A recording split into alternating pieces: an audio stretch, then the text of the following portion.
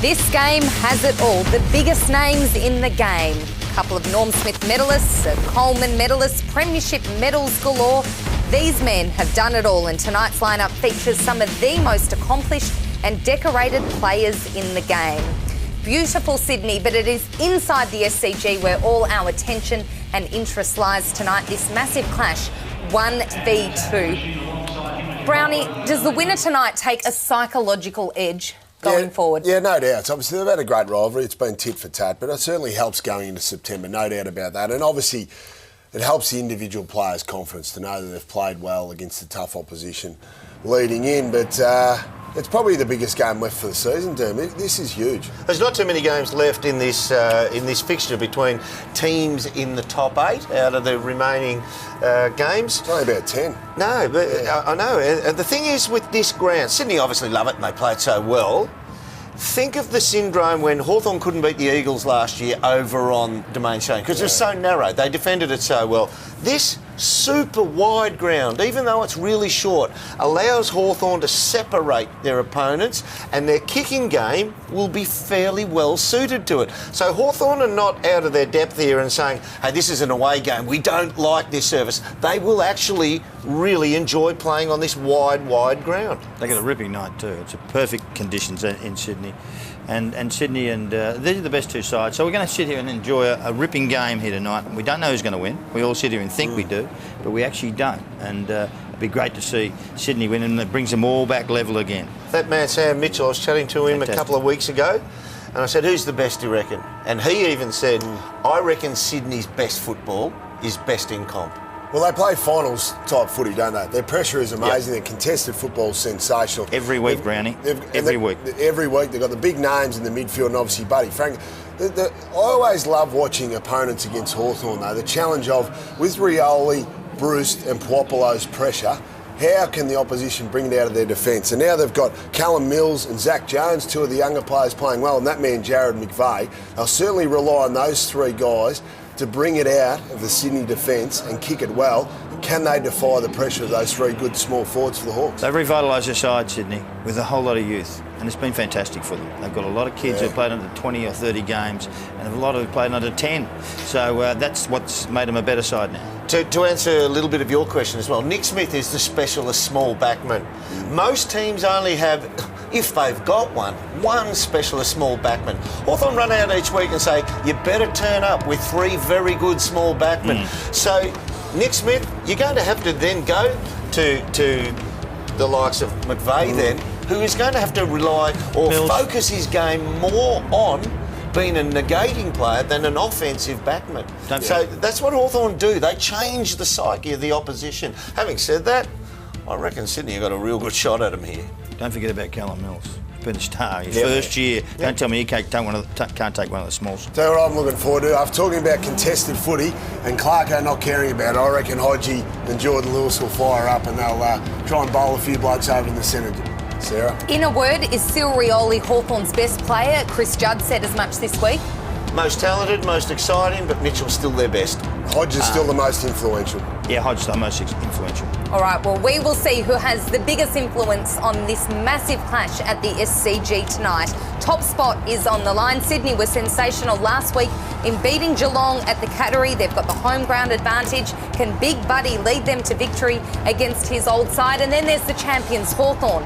A top 2 finish will make them incredibly hard to beat come September. This is definitely a blockbuster. It is Pie Night on Fox Footy, and the action is about to begin. First, second, umpire Farmer, along with umpire Donlan and Sean Ryan in charge tonight. Naismith and Segler to go at it. Naismith, nice hand on ball. And this man here, Parker, always gets plenty of it. Got a little under the footy on that occasion, did Hewitt. Hodge in support. Been in really good form since he came back. That game back down in Launceston a couple of weeks ago. Juggling mark here by Naismith. Stay out. That's a good early start for him, BT, for Naismith. Just his 3rd game. He's got a big job tonight with Segler and McAvoy. Yes, goes deep into the pocket to Teddy Richards and Bruce, you mentioned would Teddy start forward? And there is the answer that he's gone forward, more in a defensive role than anything else. Yeah, he was really good last week against the Cats. Naismith 4 disposals last week, 25 hit outs, so he's had a stunning start for him, getting his hands on the footy so early. Lewis to Hodge, and then Hodge towards that boundary line. Alir goes early against Sicily. That's a great matchup with a couple of youngsters. Parker tackled, holding the ball. Puopolo gets him. Hawthorn. Alir, I don't think he made a mistake last week. So Puopolo deep at the moment, having a big season. And there's a number of the Hawk forwards. Segler.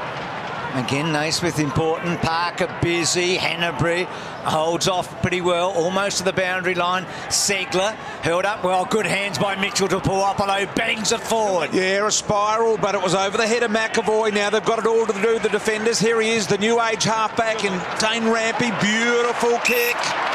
Sets Jack a path. He's got the loose man down there, and Papley didn't go that long. Went to Buddy. He played on probably when he shouldn't have. Papley was free. Still is free.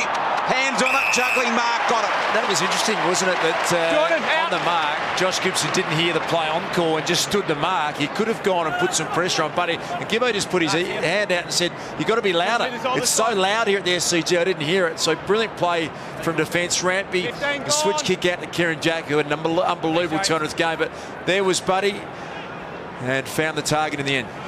13 goals in his 13 games so far. Papley, one of those players that Sydney wouldn't have thought would have popped up at this level, and he has, and he's got plenty on that, but it's to the right. Out of bounds on the full in the end. Ted Richards tried to claim the mark. Interesting, Franklin taking the ball inside 50 again there, which he's done so effectively this year, as well as kicking the 53 goals. Sicily, the flyer. Mitchell. Quick hands from Mills, the rising star this week. Alir just can't quite get hold of it. Ball comes out, Kennedy. Towers got in his road. Rioli gets through heavy traffic. Sicily just had to backtrack to Mitchell.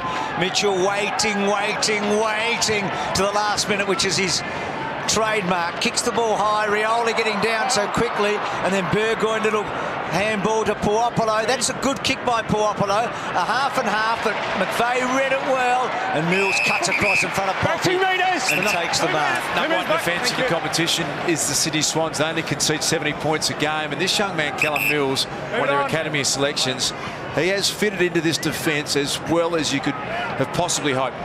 Have not lost a game, Das, when they keep teams under 70 points this year, Sydney. Oh, the guy, thank you. So just have a look around this contest. There is Sam Mitchell, who's had a couple of handballs to start the game, and alongside him, Tom Mitchell. So it looks as though that lockdown role is going to happen tonight. There's Sam Mitchell. Segler, beautiful hands to Mitchell initially there. Lewis and Kennedy, two of the Bulls going at it. Here's Segler.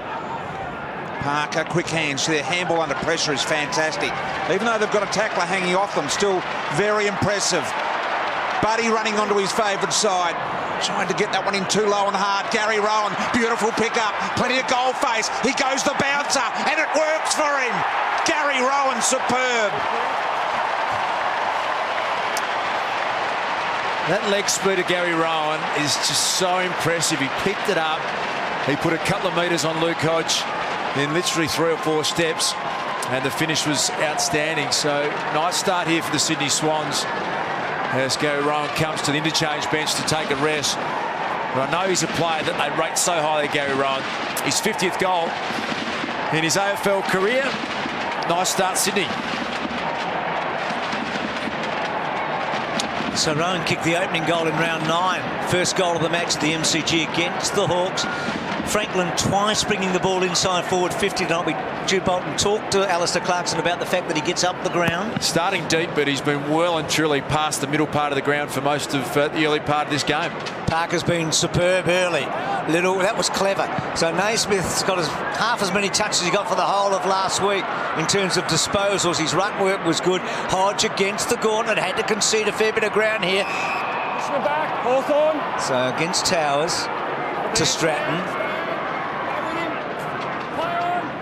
Very short. Play on. Smith Mitchell. Gibson.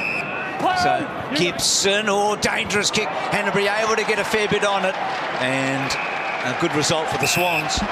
Early on, it's been evident that Hawks have been really worried about the Swans slingshot. They've had someone sitting back as that backstop quite often. It's been Frawley the one rolling off Franklin. Naismith and McAvoy. Mitchell a little poker. So things just settling down. Now working each out, making sure they've got the right matchups here. Mitchell on Mitchell, as Das has pointed out.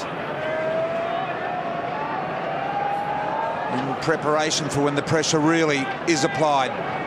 Naismith again getting plenty of the footy early here. Fast hands, White cross back into the side for Hawthorn. One of the changes this week. There's Isaac Smith round the corner, Sicily. Alir, Mitchell now.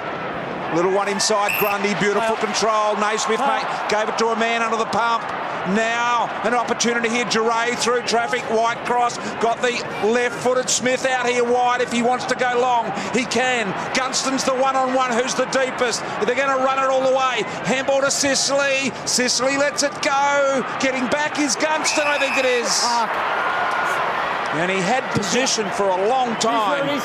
It took a while to get it in. They did that really well in the end because there wasn't a lot of options initially for Isaac Smith. He really had to run with the footy, show some composure, and to get into a one-on-one with Gunston with about 3 Swans trying to get back was a really good kick in the end, and we know how accurate this man has been over his career. Yeah, he's very good, looking for his 37th goal of the year here, Gunston.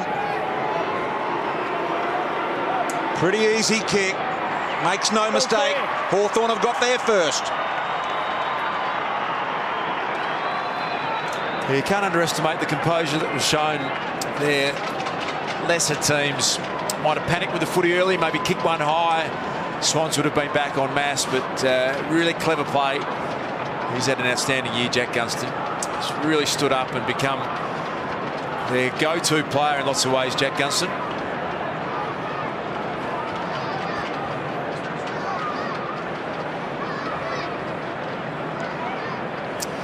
Brilliant stuff here from the little man Piopolo. Wrapped up Hanbury. So it was Smith who got it to Sicily, but Sicily's kick was about as perfect as you could have landed it. One-on-one, placed out the back, and Gunston did the rest. So Gunston on the board, Rowan on the board for the Swans. Piopolo's tackle was important a moment ago. Rioli starting in the centre to Lewis to half forward. Kennedy underneath it. Gee, he was good there, Kennedy. Got the ball to Lloyd. Lloyd quickly. Papley's had one shot on goal. Goes back to Jack. Jack twists and turns and then caresses the ball to full forward. Franklin's at the back. Did the spalling in the end. Good tackling. Lewis taken down. Towers the first tackler. Franklin the second ball up. 35 metres out from Sydney's goal. I reckon Buddy would be just a little irritated there because he had a genuine one-on-one. And in the end, it was his own man who came across Sinclair and just got into space a little bit. You would like to think that Callum Sinclair might have been able to drag his man out, get the main man Buddy a bit more space. Mitchell in there. Hewitt. Kennedy round the corner. Missed. Going to go back. Got to wait for the signal. So he's got to go and replace that ball and get the other ball. Well, picked out the same one, didn't he? But he had to put it back in the bag.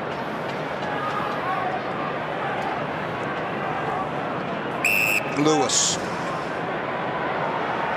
Hill. They need Brad Hill playing well in these big games and towards the latter part of this year. Very important that they can get him going. Lewis needed to come out the footy. He was backing up. Kennedy slid the handball through to Parker. Parker gets it on, and here goes Sydney once again. They do it nicely, and it might have been Dean Towers. So really important goal there for Sydney. The forward half turnover, kicking error and defensive 50 for Hawthorn doesn't happen too often. And Luke Parker involved to Dean Towers. And they'll really enjoy that, Sydney.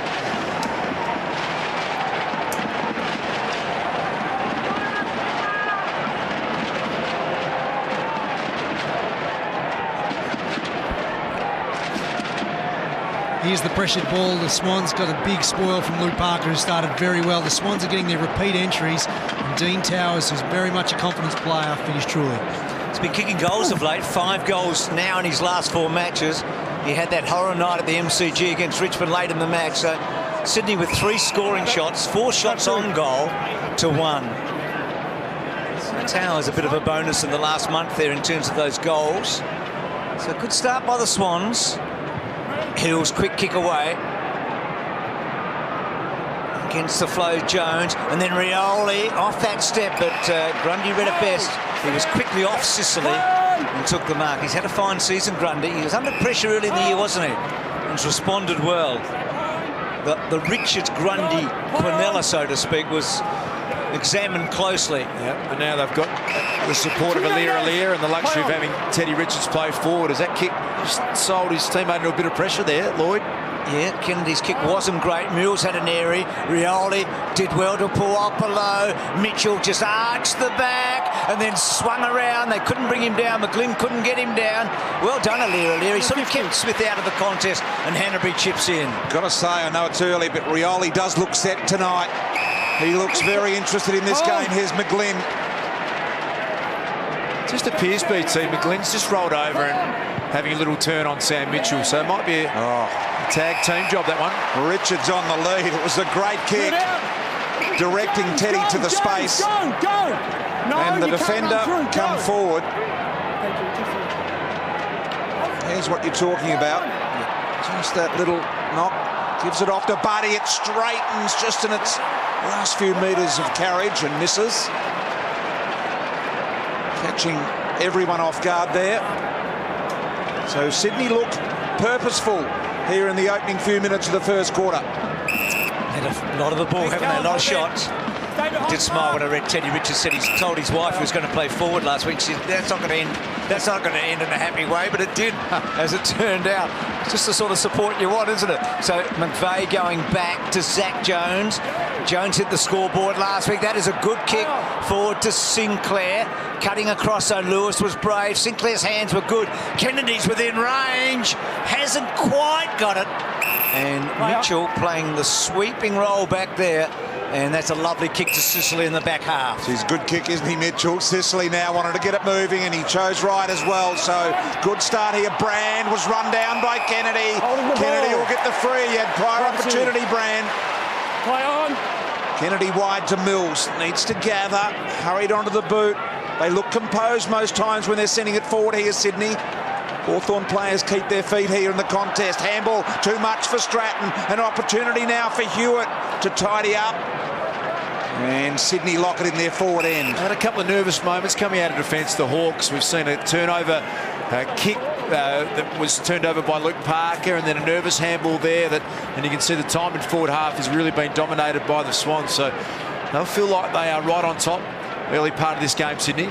Rowan trying to burst his way through. Gets half a handball out. Hewitt's quick kick forward. Mitchell terrific. Poking it for Whitecross. Back turning. That was superb to Mitchell. Mitchell, that's a good kick. Coming out of the defensive zone. Got it as far as he could. Mills, well played Burgoyne. McVeigh back to Mills. Mills should deliver, and he does. Now Parker, probably not sure. He's going to want to give it off here, I reckon. Franklin's the main go. Jeez, that was well done by the first-year player, Callum Mills. Macca, he was sensational, the one-on-one there against Burgoyne. Jude, just really quickly, has Parker got this distance? He is right on his mark, but I'll back him in from here. Okay, so it took a while to decide whether he would or not. He struck it well. It wasn't a lot in it, but didn't quite get there. So Sydney with a lot of the ball early. Yeah, when that player always gets close to the man on the mark, you know they're stretching for the journey. And that was the case. Birchall to the running Gibson.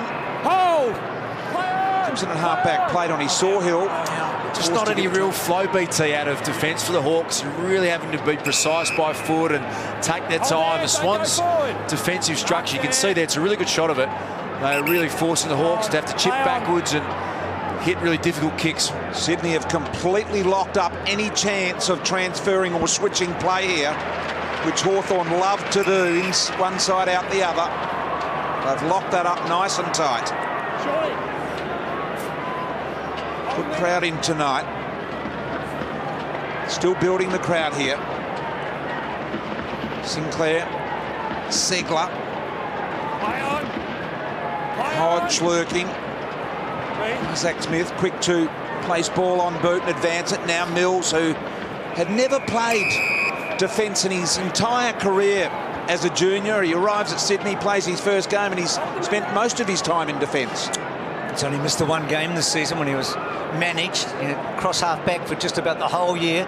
Parker took it out and then gets a second crack, maybe fortunate. Mills, McVeigh, look away. That was clever enough. Mitchell, they're in tight places here. McVeigh forced just to buy some time with a high kick, and now in a dangerous position. Lewis is a good kick. I reckon he's a chance, and he's gold. Bangs it home. Well, they were just untidy, weren't they, in the back half there? They got themselves into a phone box, to be truthful, and they just couldn't extricate themselves from it. Yeah, and you always get nervous when Sirioli's around and Biopolo's around. It forces good players to do strange things, and in the end, that was a bit of a gift for Jordan Lewis. So this is a great result for Hawthorn. I mean, they've been outplayed so far, and they're within 3 points.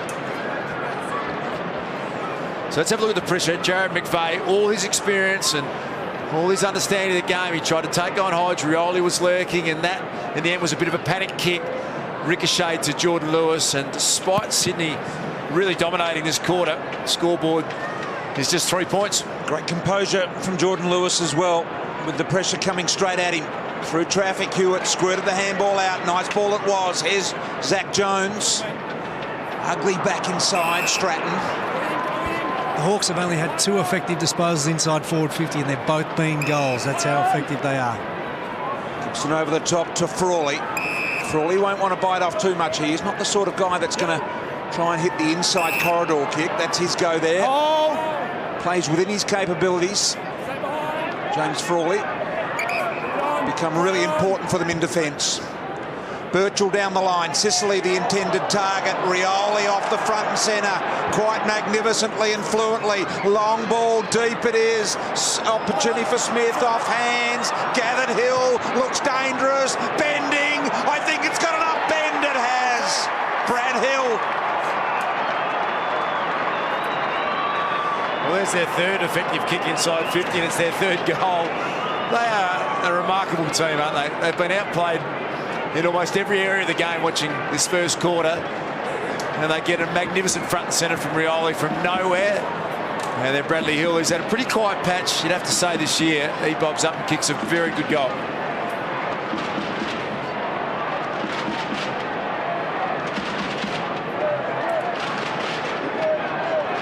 So it's 13 disposals inside 50 for the Swans, 3 for Hawthorn. All goals. Yep. And they are just so clever.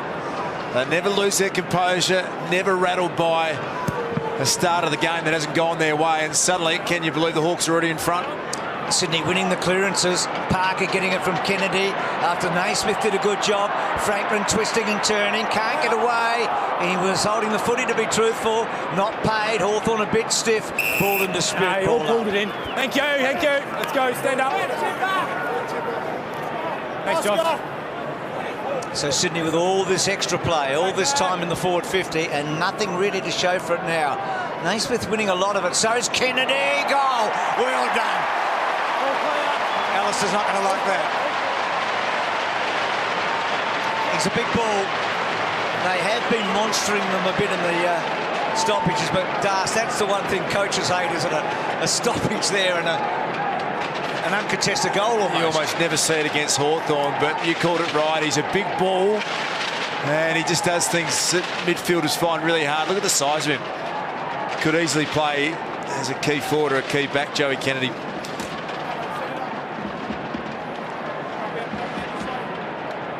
Let's have a look at this. Hodge might just give Benny McGlynn just a little how do you do. Little tap on the back. Just make sure he remembers him, and then, of course, out of nowhere, Kennedy, who has looked dangerous around goals already in this game. Right. Went and got the footy, Lloyd. Come on, jump off him now.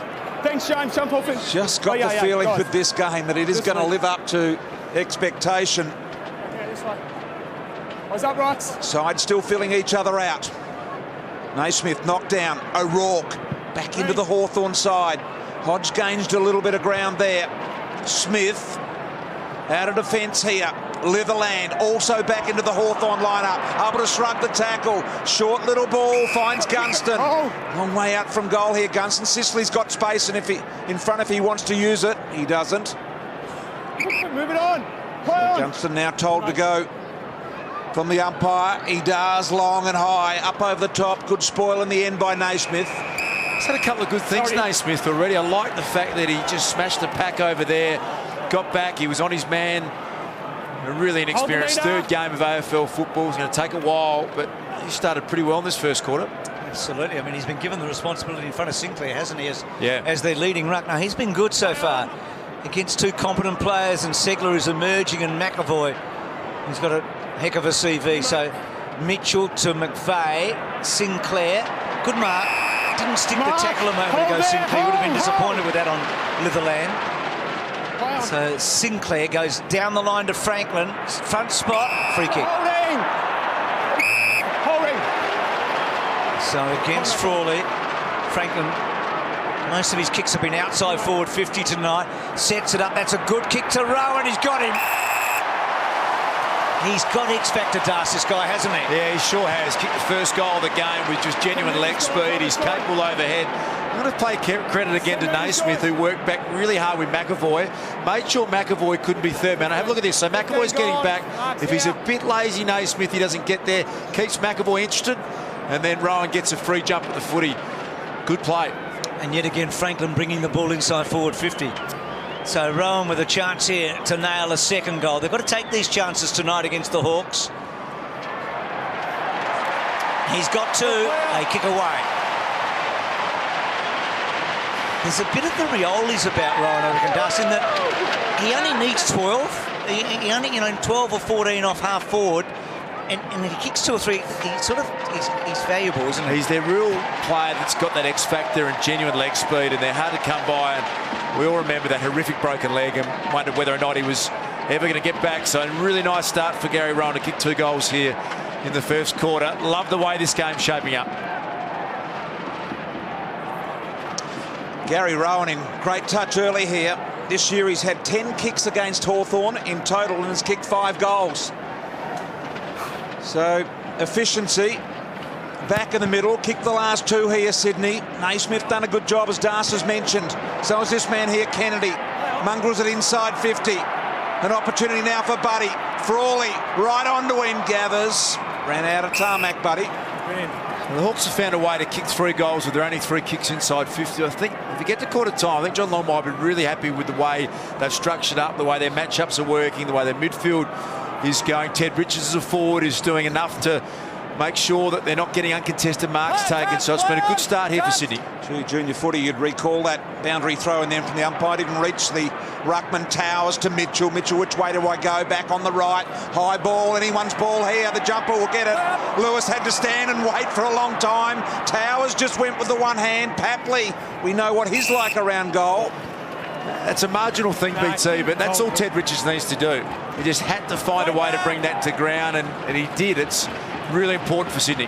Kennedy kicked a goal in this situation a moment ago. Hawthorn will be alert. Terrain, ball up.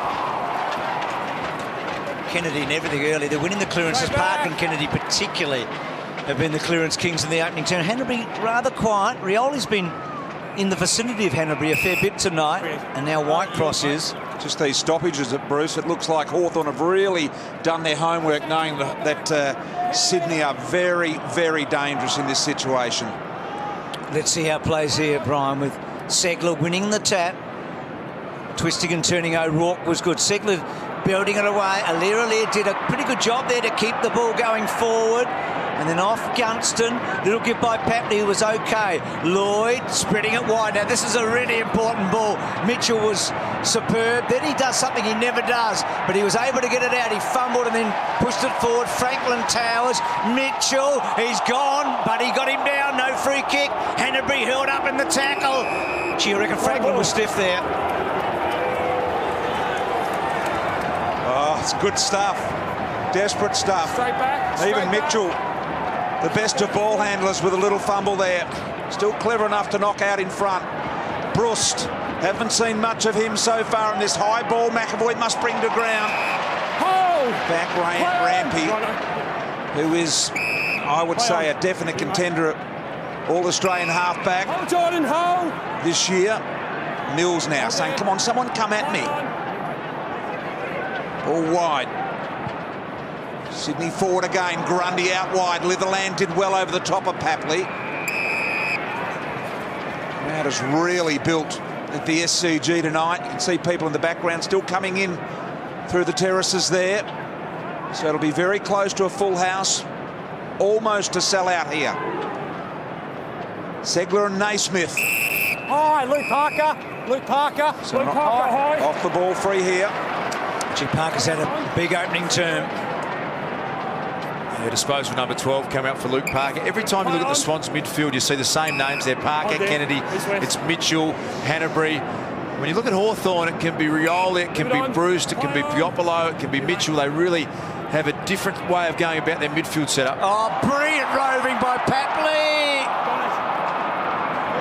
Well, he's missed a great chance. I mean, that was front and centre, wasn't it? That was superb reading. It was as good as it gets, but couldn't nail the goal. So he's had a couple of good chances here. There's the contested ball. A lot talked about Hawthorn and their lack of contested footy this year. Shrugged off by the coach. Stay east, west, stay behind. Hard to argue with Clarko. Yep. 12 touches already, Parker. Gunston, back half. So Sydney wary as they try and chip it out. Certainly no run and gun out of defence here for Sydney in this first quarter. They've been able to lock that down, Sydney. Grundy trying to get a run at the footy. Segler, all he can do is compete. Brust, little fumble out wide. Comes to Lewis. Lewis looks inside, nothing offering. Decides to go along the line. Duray under pressure. Did well to get out of trouble. Bruce went for that little kick back inside. Sydney have cut it off. Here goes Papley again. Missed Buddy Franklin. Frawley thought about it momentarily in the corridor and said no. Turn that one over. Yeah, Papley, sorry, BT, but again, they'll be so happy that they have been able to just restrict Hawthorn's ability to run it out of defence. This is one of the few occasions that we've seen a little bit of open space out of the back half of the Hawks. Almost up to centre wing with Gunston. So Papley's had a funny opening term. He's been good at getting it, but he's actually been pretty wasteful. That was a big turnover there because they were on the Swans. Duray wants to go wide, and now he is going to go wide. Close to that line. Gunston, good hands. Well done, though, by Rampy to hold him up. Gibson careful with ball in hand, but a poor kick. Naismith doesn't quite hold the mark. O'Leary will want to try and get the ball out. He's trying. Just love the way he moves, O'Leary. Doesn't panic. Balanced. Knock it out in the full. And he's a good size, isn't he? He can play on the talls. He's athletic enough to play on the small mids as well. Sam Mitchell, free kick, push in the back. Off the ball free there. Come back here, come back. Umpires watching it closely. Just say team because there's Tom as well, okay? Sorry, mate. Play on. There's Tom Mitchell as well. So just And Mitchell electing to go with the left boot. High ball inside 50. No one got a run at it over the back. There is Alier, and he's brought up in Western Australia and had a footy in his hands as a very young child, and that's why he looks so fluent, Bruce, because he has had the footy in hand for a long time. Looks accomplished. Looks like he's got plenty of time when he gets the footy. Now Hawthorn get a chance to lock it in. Burgoyne, Sharp, Lewis on the favoured left side. He's already got one. This one going along Rampy. Might have hit the post before Rampy got a piece of it. Yep. Spot on, BT. So Lewis with a couple of shots on goal. Nailed the first, not far off that one. Swans will be dirty if they concede here. They've deserved every bit of this 9-point advantage so far. Hawthorn. Oh, gee, that is a strong mark by Richards. Das has talked about his defensive efforts in the opening term. He might have found a new life here, Luke. Yeah, it's possible, and I like what it does to their side. Sam Reid's probably the player that they'd love to get back. 3 weeks away, they reckon. With a calf injury again. And then Tippett, of course, to come back as well. Absolutely. So, good start here to the Swans. It is. They made all the running, but Hawthorn also, I think, would be pretty happy considering they were outplayed for much of the opening term. So Franklin with Rowan there, Rowan with a couple, Mitchell a lot of the ball, Parker so much of it, Kennedy damaging as always. So quarter time here in the big match. It's 1v2 and it's the Swans that lead by 9 points. And she won't be surprised, and she won't be shocked when she's pressed the star after she's pressed the rock. And this verse and chapter saying her in box, and all that it says is that you've drank a lot, and you should bear that in mind tonight, bear that in mind. Gary Rowan, a big part of the opening term. Franklin's 3 inside 50s, Rowan a couple of goals. Sydney made the running, Hawthorn hit the lead halfway through the quarter. They were so efficient, the Hawks. So quarter time here, 28-19. Let's go down to Jude Bolton. He's with Brett Ratton. Brett, Sydney dominated largely that first quarter, but you preyed on turnover football. Yeah, it is. They sort of locked us away a little bit. We couldn't get any flow in our game. They're winning centre bounces, so they're getting inside 50s, and some of those defensive 50 stoppages for us, they've got some opportunities to score. So they're getting their hands on the footy. We need to change it around this quarter. A big emphasis on Segler and McAvoy in there, because Naismith did get his hand to it, didn't he? Yeah, I think it was about 15 hit-outs to 6, so we need to start getting our rucks involved in the game. So hopefully that'll get Lewis, Mitchell and co getting a few more clearances, and especially from centre bounces. Good luck in this second term. Thanks, mate. Yeah, I heard Brett Ratton there mention centre bounces, 5-1 Sydney, and all 5 of the clearances have been Parker and Kennedy. They almost never, BT and Mac, can change that lineup. It's always Mitchell, it's always Kennedy, it's always Parker. You might get a little bit of Hanbury in there as well. But aside from that, they are very consistent and they dominated the first quarter, BT. Well, last week that man became the 250th player in VFL AFL history to kick 250 goals. 27 today is Cyril. So happy birthday to him, and he's looked lively in the first quarter without getting a heap of it. And that typifies a good Cyril game normally. So here we go. Second quarter about to get underway. Sydney by just 9 points. Umpire Donlan, Naismith, who had plenty of it in that first quarter, Kennedy, Parker, all the usual suspect, Mills, fast hands now, Mitchell. Straight down to centre half forward, Hawthorn trailing in, but able to mop it up. Brand, kick wide, found Lewis. Hold! So Jordan Lewis immediately looks inside, Gibson's manned up, so has to kick down to the line to a contest. He drew Segler to the ball with a really, really nicely and deliberately weighted kick. Segler. Sideways, nothing. He too will have to kick to the contest. Goes Aaliyah. Couldn't win it off. Hands bruised. He was away. He had Gunston on the outside too if he needed support. Grundy, fast hands, well done. Mills clearing kick. Teddy. Didn't get it done in the air. He made sure Stratton felt the contact though. Gibson. To the multi-skilled Mitchell. Have a look at that for a non-preferred side kick to Hodge. So Duray on the burst here. Hawthorn able to shape this pretty well. That's a neat looking kick to Poppy. And that's probably as good as transition as we've seen for a little bit from the Hawks. Mitchell, as Brian said, he's just so creative. Come around a metre. He's a gun, Bruce. Yeah, he makes decisions. 30 of them in a match, and I reckon 25 of them are the right ones. So Poppy, he's mercurial Poppy. You'd sort of back him from here. He's that sort of guy. Oh, yeah. They're that sort of team. He's a good Poppy, that one. She's a good finish. I mean, this is just typical of Hawthorn, Das. I mean, they don't need a lot to make a lot. Good call from you, Macca. They just find a way, don't they? They make the most of their opportunities. And you just looked at it and thought, you know what, he'll kick this. Most accurate team in the game Hawthorn have been for a number of years.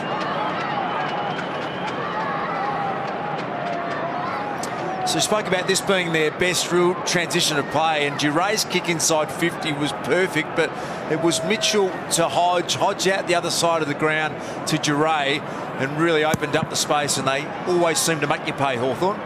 Beautiful bounce in the middle, Burgoyne. Gee, what great composure under pressure that was. Now Mitchell, long ball again, good-looking ball, Gunston, Puopolo, out to Smith, Smith around the corner with a low ball, trying to draw McAvoy to the footy. Grundy now holding it in. Want to be careful there. McAvoy doing likewise now. He will need to move it on. Parker, Rampy, Alir, all there. Puopolo with that normal pressure. Grundy do well to get it out of bounds here, Sydney. You know what you must love if you're Alistair Clarkson, you're having access to Sean Burgoyne. They were beating the centre clearances, so he goes and puts Sean Burgoyne in, and he's had an immediate impact the early part of this second quarter. One of the best ever clearance players I've seen, Sean Burgoyne. G. Parker again. Lloyd. Strong mark by Gibson. It's a good little patch for Hawthorn here. Starting to get a fair bit of the ball here, the Hawks. Not only hitting the scoreboard, but they're pressing hard. Birchall, normally good with ball in hand, just gets around a little too easily. Kicks to full forward. Sicily, Naismith, Rioli goal. Yep, they're back in front. It's just extraordinary what he can do, isn't it? Yeah. He thought he might fly, and then he realised that there was going to be a contest behind, put himself in the A1 spot, and he's just so clean, front and centre. So instinctive. I mean, he just reads it as well as anyone that's ever played the game, I reckon. Yeah, I think you're right, Macca. Brilliant stuff. So Poppy and Rioli hitting the board in the second term. Have a look at this. Rioli realises he's not a marking player, turns his back, gets to the front and centre, bang, away he goes. How good was that? Just smart, isn't it? And clean always, never fumbles. Look at that, and in one step gets boots of ball. Just perfect play. 2 goals in 4 minutes here from Hawthorn. Richards overrunning the ball. Birchall was able to deliver that ball inside. G. Brand got absolutely clobbered by a charging Franklin. Heard the umpire say no prior. Hawthorn by 3. Franklin up and about. He just hasn't got himself into scoring opportunities. Hewitt holding the ball. Hawthorn, illegal disposal. And Burgoyne's been important. Darcy talked about him, just his influence early in this term. If he doesn't win a clearance, his defensive pressure around the stoppage is so important. Hodge to Hill. Hill, a goal in that opening term. This has been a terrific start by Hawthorn in the second quarter. Hill, well, uncontested in that way, charging away to Birchall. So Hawthorn now starting to control the footy. They're getting a lot of uncontested marks. It's the way they build so effectively. Stratton, for the first time tonight, Darcy, you feel like they're playing it on their terms. Yep, got a bit of momentum. Their ball movement's better. They're getting players free. 50 metres. And a little 50 to go their way as well. So they have had an amazing start to this second quarter. And you can have a look at John Longmire's face, and that will tell you all you need to know. Right there.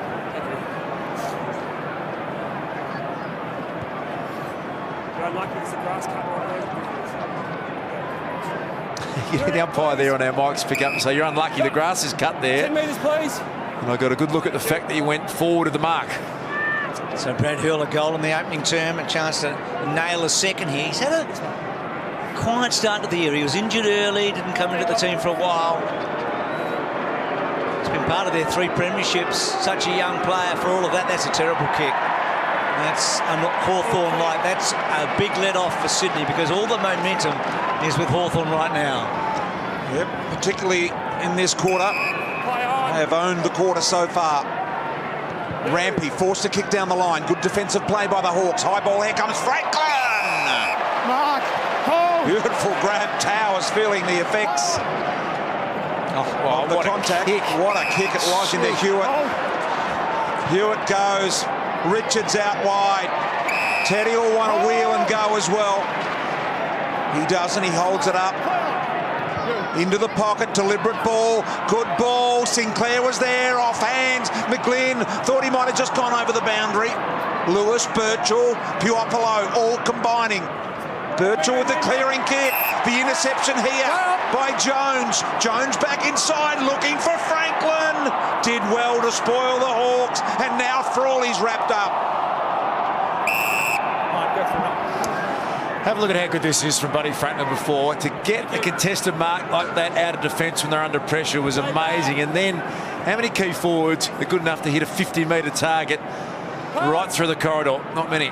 Just have the vision, dust, and then the skill to get it away. Sinclair, Mitchell, they're not getting it far. Puopolo, Mitchell, ball not quite out. Lewis terrific in close. Gibson, same. Stratton to Sam Mitchell. Took a long time, but he does it, Mitchell, and he always gets that kick away. Bruce running hard at centre wing. Hawthorn going really well here. Missed though by Gunston's unusual for him. Aaliyah gives a free kick away. Didn't need to. Sinclair picking up the pieces here. Yeah, I reckon he hit his head. He got tackled very aggressively by Luke Hodge, and in the tackle on the way to the ground, I wouldn't mind betting he hit his head. In the meantime, Hawthorn go forward again. In front was Segler, did well to bring it to ground. Lewis is lurking. Bruce did well. Used his head to try and barge through. That's why no free kick was paid. Let's just have a look at this. Luke Hodge tackle, spins. Head definitely made contact with the ground. I think it's a fair tackle. Yeah, that's the one that they've got concerns about, BT. The arms pin and you ride and then dump the opponent into the ground. So it was in the one motion, which might save Hodge, but they'll have a look at that. The left footer Rampy, a little fumble there. Cost him crucial ground. Ball out wide to Richards. Richards marks. Will need to keep this moving, Teddy. They're on here. Back inside to Buddy. Gee, Teddy, not the best of kicks. Franklin made it look better than it was. Long ball to the advantage of the Swans. Rowan across the front. Who recovers first here? McGlynn, Stratton, off the boot of Rowan. Gee, I reckon if that had gone through, it would have been a goal. The ricochet off Gary Rowan's boot. Exciting stuff. Absolutely. Gee, Franklin's playing well, but he's just not getting into scoring positions, isn't he? Yeah, that mark before that was spoiled by Piopolo was giving away 30 centimetres. Gee, they're in here, Dust. Sorry, White cross. They've opened this right up. Hawthorn with an open forward line. Piopolo, that's a poor kick going forward. Burgoyne able to hold it up, get it towards Bruce. Aaliyah gets down low. Gunston wraps him up. Aaliyah just coughs it up to Bruce. Gets it to Burgoyne, to Hill. Hill goes back to O'Rourke. O'Rourke spreads to Sicily. Sicily off a step. Gets it to about 20 metres from goal. White cross at the back. Sydney have got all the numbers. Rampy to Lloyd. Lloyd off a step now. Has he got anyone to kick it to? Not really. Hanbury versus Birchall. Hanbury versus Birchall again. Hanbury's done really well here. He's done very, very well to hold it up. Hawthorn still win it. Birchall's little give is good to Segler. Good stuff by the Hawks in the end. Oh, brilliant stuff, Das, wasn't it? Yeah, great call. Great effort, Hanbury. He had 5 efforts in a row there. Just look at the exhaustion. Just needs to get his air back in his lungs, but brilliant effort. Now Smith through the middle, sharp handball. Whitecross did well to control it. Back to Smith on his preferred side. Look at this, one-on-ones everywhere. Allaire jumped, did well defensively. Composed kick out of defence is good. They're on the go here. Naismith, will he elect to go up the middle? No. Wide to Jones. Jones low ball, Buddy getting in front of him. Did well the Hawks. Litherland off hands, it comes to Towers. He's got open field ahead. An option to go to Hanbury. The kick was not good. And will go over the line. Yeah, really poor kick. Dan Hanbury was just exhausted, I think. He was almost willing that out of bounds when the kick missed him short. He gut run across the ground after 5 or 6 big efforts. But Allaire again in the back pocket, one-on-one was outstanding. Naismith and Segler. That ball not quite out. Hewitt trying to get it out. They were stiff, the Swans, because it was either Towers or Franklin that wanted to get the ball on the run, and it was Towers and not Buddy, because Buddy would have run and carried and delivered a lot better. Interesting, though, even though he is knackered, Hanbury, not electing to come for a spell on the bench, staying out. One of the great aerobic athletes in the game, Dan Hanbury, really back himself to recover and go again here. And there he is, Darson and BT, as you speak. And Towers was the third man up a moment ago. Mitchell was the one that got it out, but not far. That ball's still in dispute. And a ball up.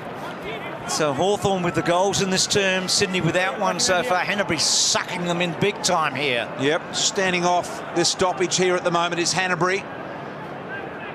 And he had the 6 touches, covered plenty of ground though. Come on, try and knock it out. And a chance for all players to recover here. Thanks, that's well the Swans dominated uncontested possession that first term. They are now 24 behind in this second term in uncontested possession. The Hawks have controlled large parts of this term.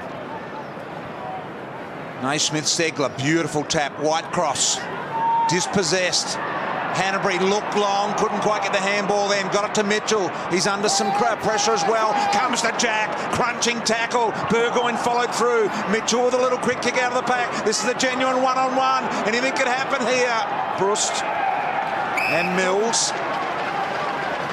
Yeah, good call yours, Jude, down there. They really have been able to hold on to possession, do that effective chipping the ball around, but also their pressure around the contest, Hawthorn, has really ramped up in this second quarter. We saw a great example of that there, didn't we? Because they just couldn't get free hands, Sydney, to get an effective handball away, could they? Or a kick. They had possession, but nothing could happen with it. This has been terrific by Hawthorn. Burgoyne factor is big for me. It's been a really important move to get him around the contest and get a good look at him here on screen. His last 4 matches, Darcy's had 17 disposals, Burgoyne, but you know what? That's all he needs. Basically gets between 16 and 19 every time he plays. Here he is. That's not such a great kick. Rampy, Aliir tucked it under the arm, brought down. It'll be a ball up. So it wasn't such a great kick. It was to the right spot. It just felt like they Sydney had the right positioning there, but they weren't able to get a clear mark. So Hawthorn with a chance. Where's Rioli? Gunston pleading with the eyes there for the free. Didn't get it in the end. Clearing ball here from Sydney. Rowan went at it. Smith was there to make him earn it. Hodge worried everyone out of it. Picked it up. Open goal square. Rampy. Now, will he elect to go to Lloyd? He does. The kick's a little long. Put Lloyd under a little bit of pressure here from Whitecross. Did well now. Mitchell comes in. Hill's got him in the tackle. Trying to bust it open. He took a ball. No genuine attempt, Hawthorn. Just trying to take him on.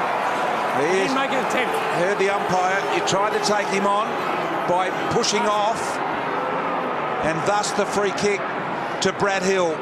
Boys, Isaac Smith's got a bit of an issue with the left ankle. He's just going to come off at the moment.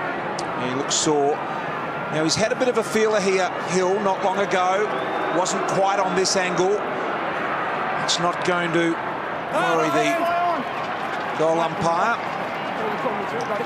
He's not quite got the kicking boots on yet, Brad Hill. You're the expert, BT. He's sort of pulling his kick, isn't he, Hill? He seemed to get through that very well either, Bruce. That's out on the full, so that's a poor result too for Sydney there.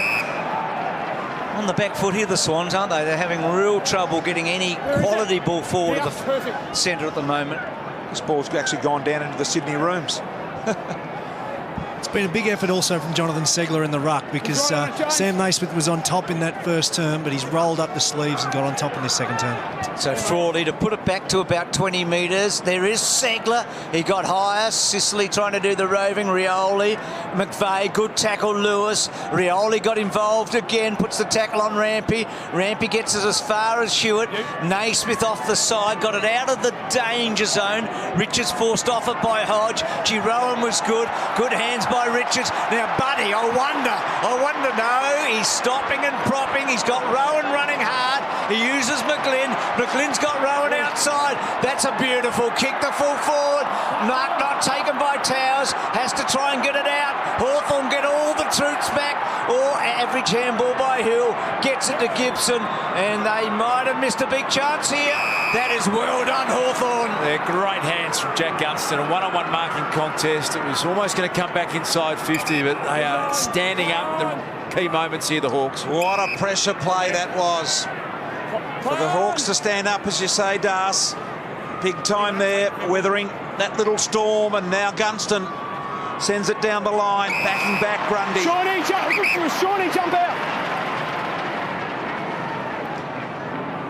So yet to kick a goal in this quarter. We've played some 16 minutes. Moving on. Play on. Sydney, not even sure they've had any real genuine attempts. Sinclair did well. Thank you. Thought about the kick, gave it to McVeigh, little fumble there, had to shuffle it backwards. Sydney get it inside without convincing anyone of the rhythm or fluency of that. Now Gibson out wide. The counter-attack's on here for the Hawks. Puopolo if he wants to go. Brad Hill's busted out. He's going to see if he can use his speed. Hill shows a clean set of heels and does it very, very nicely. But now stops. Gee, big difference in disposal at the moment. McVeigh just burned a ball a moment ago because he fumbled when Sinclair gave it off to him. So Sydney having real problems here in terms of their efficiency. Burgoyne's kick forward. Rampy was good against Rioli. They clutched together, body to body, and Rampy was able to get off him. He's a super player, Dane Rampy. Absolutely brilliant one-on-one player, great leader for their defence, and Aliir's turned one over here again, so they've lost their composure, the Swans. Absolutely. Hawthorn could do it to you, Das. Puopolo to Teray. Teray on the wrong side for him. And Gunston, read it so well. He waited and waited till back here, please. he waited and waited till he committed himself to the mark. Here. 10 metres is here. 10 metres is here. Jack, go 1 metre that way. He's the sort of guy that you reckon he's better than 50% from here. 15 gone. So is he going to do the left foot? He is, and he does. And they kick away again.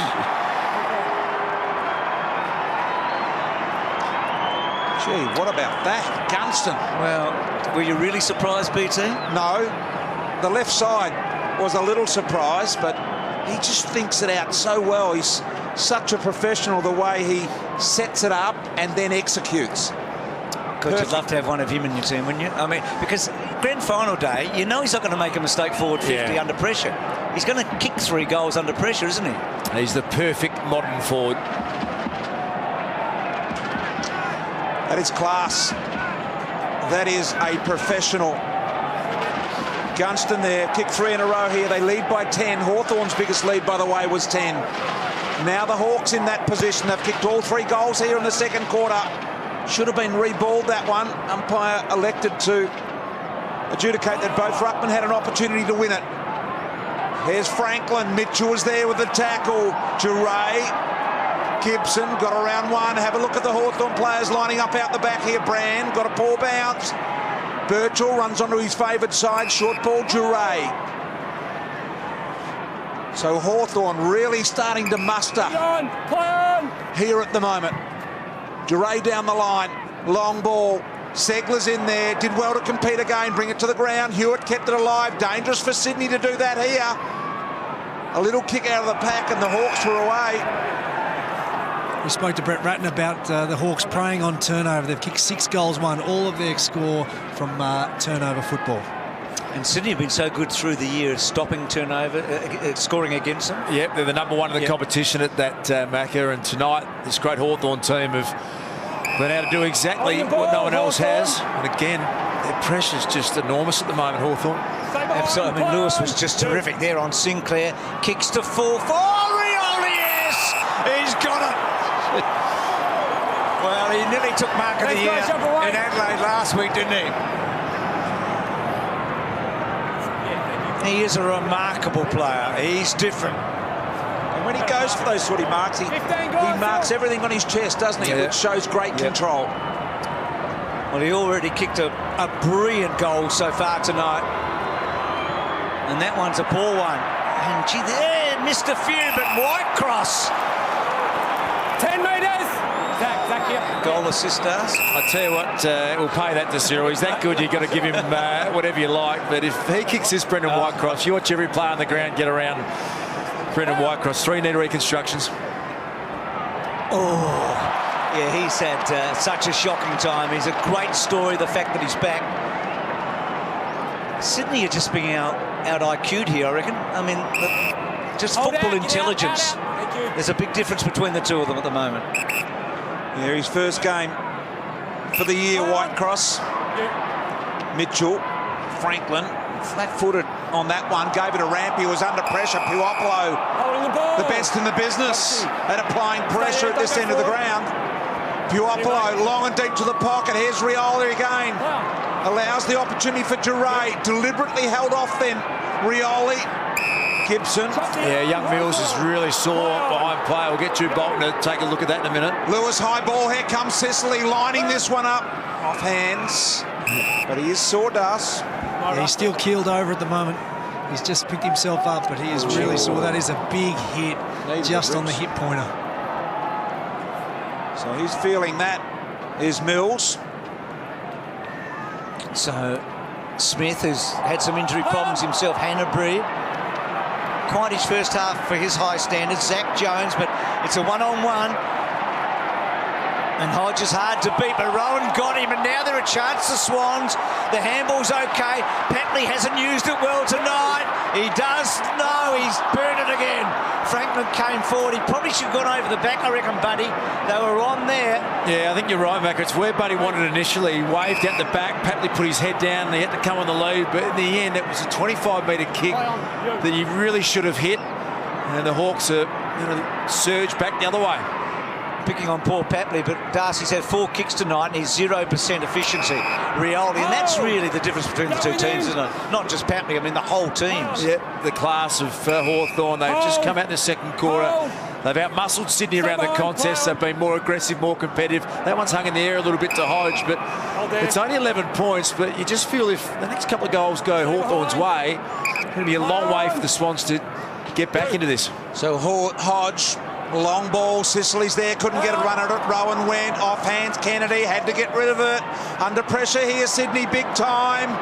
Now, Naismith winds up, goes high. It's going to come back though, I reckon. Hawthorn have got the block up here. Off hands Lewis. Birchall on all fours, gave it to Smith. Smith, if he got clean possession, was on to Mitchell. And in the end, I reckon he sucked that in. Could have easily been penalised there. Use the term lacking composure. Sydney have just lost all of their... Look at this, Mark. No player in the game really would have the poise or the skill to attempt that mark apart from Rioli. But from Naismith, he had Rampy next to him for a little handball, which was the smart thing to do. As we see Callum Mills cop that heavy knock. It might be a blood rule. Yep. Forcing him off the ground, but they just need their leaders. They need Kennedy. The Segler's got a bit of blood flowing from the forward. They need Kennedy, they need Parker, they need McVeigh and a few of their leaders to get around at this moment and just get a little bit of composure back, because the pressure of Hawthorn has genuinely unsettled Sydney. So Mills in the hands of the doctor. Segler comes off under the blood rule. Gives both sides an opportunity to make a couple of changes.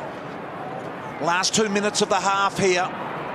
Off hands Parker, onto Jack, over the top, Sydney to go forward, Rowan, got around O'Rourke pretty easily, kick out in front of Franklin, Franklin wheels and goes on the left, long ball inside, set it up, who's on the end of it? Sydney defensively, here comes Kennedy, right foot snap, didn't get the length, Gibson. Gee, they've had some chances forward 50 in this quarter, Sydney. Half a metre, thank you. Play on. Gibson. I mean, a great effort. They haven't had a goalless quarter this year, the Swans. Maybe a late chance. McVeigh, Kennedy getting off, McAvoy. Beautiful kick to Hanbury, kept it low. And he's on a good pocket for a left footer, but he's a long, long way out. He's going to go to full forward. It's a terrible, well, I was going to say it's a terrible kick. It's a big miss by Brand. Flashes it out to Smith. Gets it to Mitchell. Mitchell to Birchall. Birchall to Burgoyne. They'll be happy to get it over the line. They do. Come through. And the Swans have been untidy. So his was Segler copped his knock with Rowan. So he's off with the blood rule. Mills going off at the same time. I think Hanbury be one they'll be desperate to get more out of in this second half. He has been really quiet by his high standard. Just 9 disposals, but even the decision making, which he's normally perfect at, just made errors in this second quarter. It was really a terrible kick by him. Yeah. I mean, it was just dropped by Brown. So there's Alir. It's his 4th game, making a big impression. Parker, Hodge. No one plays that position better when the chips are down. The first quarter, they would have found a way to bring that to the ground. Sydney, they would have been able to apply some pressure to Hawthorn, but it has just been clinical what Hawthorn have been able to come out and do in the second quarter. They've kicked all 3 goals.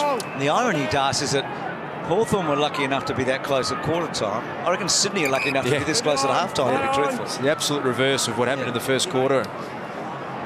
And maybe time will beat Hawthorn with a late goal, because at the moment they're the only team that looks capable of kicking one because of their efficiency. They go forward. Hill missed it. Mitchell tried to go off the ground. Parker not so big in this quarter. Oh, Rioli got hold of Jones. O'Rourke, Rioli, wrong bloke to have it. No score.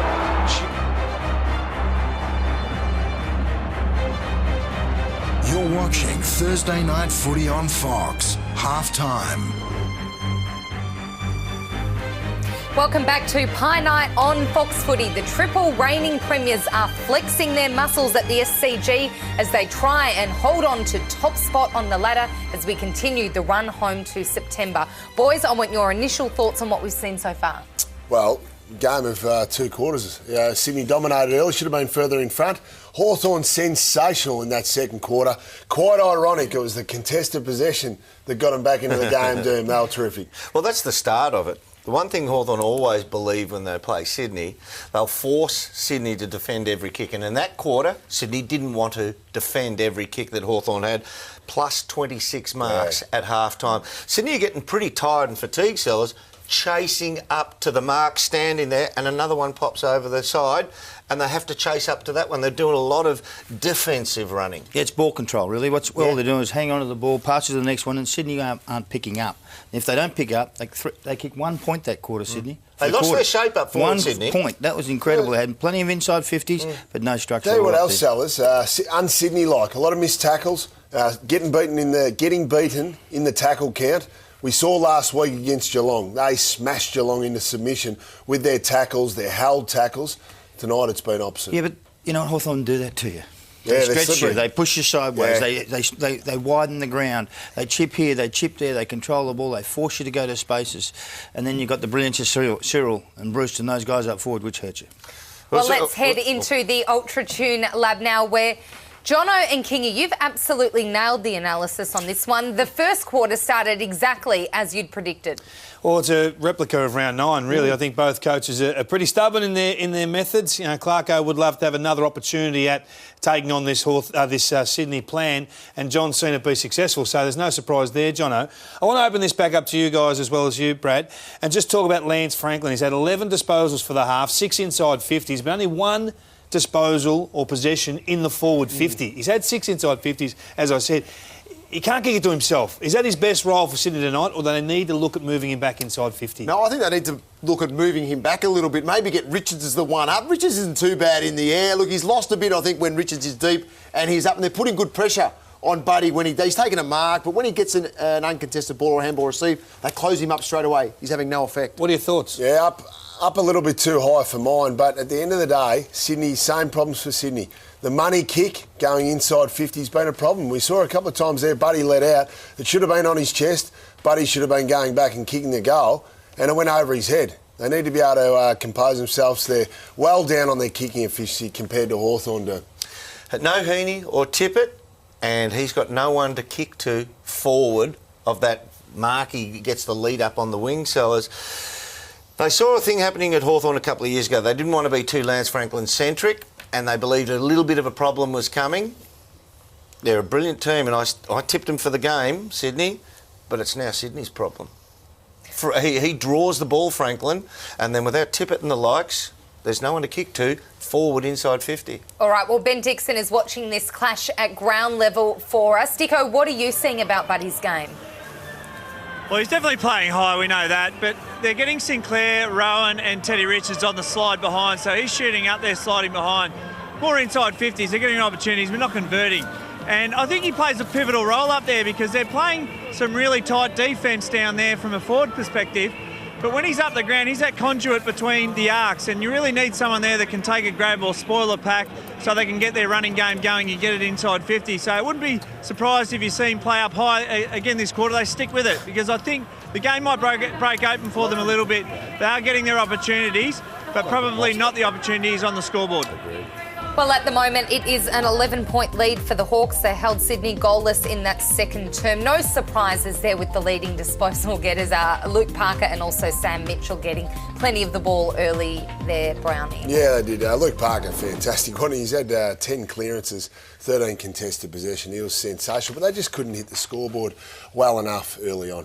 OK, let's head to the newsroom now where John Ralph is standing by. Ralphie, what is it about tummy taps at the moment? Everyone is doing it. It is an epidemic, Sarah, and we've seen a couple of suspensions over the last fortnight. Now, these two that we'll show you now are very much of the $1,000 variety with a guilty plea. Now, you'll see a very cheeky little elbow there from Ben McGlynn, responds in kind, does Luke Hodge, and then, of course, we see Zach Jones on James Sicily. Now, I think that Hodge has got more issue with this slam tackle. We'll show you it right now. Now, if Callum Sinclair goes down and gets concussed, Hodge is out for a week or two. He picks him up, he rams him into the ground, his head makes contact. because of the fact that he did get up and play, you'd think that that's at worst a fine, maybe even gets off, but that's not a tackle we want to see in the AFL under the current rules. Ralphie, Callum Sinclair's looking pretty sore. Yeah, he is. Yeah, we've seen a knee to the ribs as well, and we might show you that one. Last thing that they need, now potentially he might be a little bit dazed as well from that hit. Oh, there we go. Callum Mills really grimacing there. Came off late in that incident where Segler also had that blood rule. So we'll assess him for the second half too. They'd love to see his bounce off the half-back flank. Hopefully he comes back after half-time. Absolutely. Thank you very much to Ralphie. Well, it is Pie Night and we are loving all the pictures you are sending us in of how you are spending Thursday night. There's a couple of Hawks fans digging into some pies there, boys. The tomato sauce on top. Well done, girls. There's the lads. There's turkey. Nice jumper. Dirk Melton. All right, who we got next? Now, that one's from Lisa Alexander, who tweeted us last week, the Australian Diamonds coach, the world champion netball team. She is a massive footy fan and a massive fan of Pie Night as well. And a good cook. Well, they look lovely, didn't they? All right, tomorrow night, Friday night footy on Fox. The best team in the business will bring you all the action from Perth, Fremantle and Geelong. The Cats were beaten by the Swans last week. They need to bounce back to keep their top four hopes alive. They sit 6, one game outside the coveted double chance. Catch it tomorrow night from 7:30.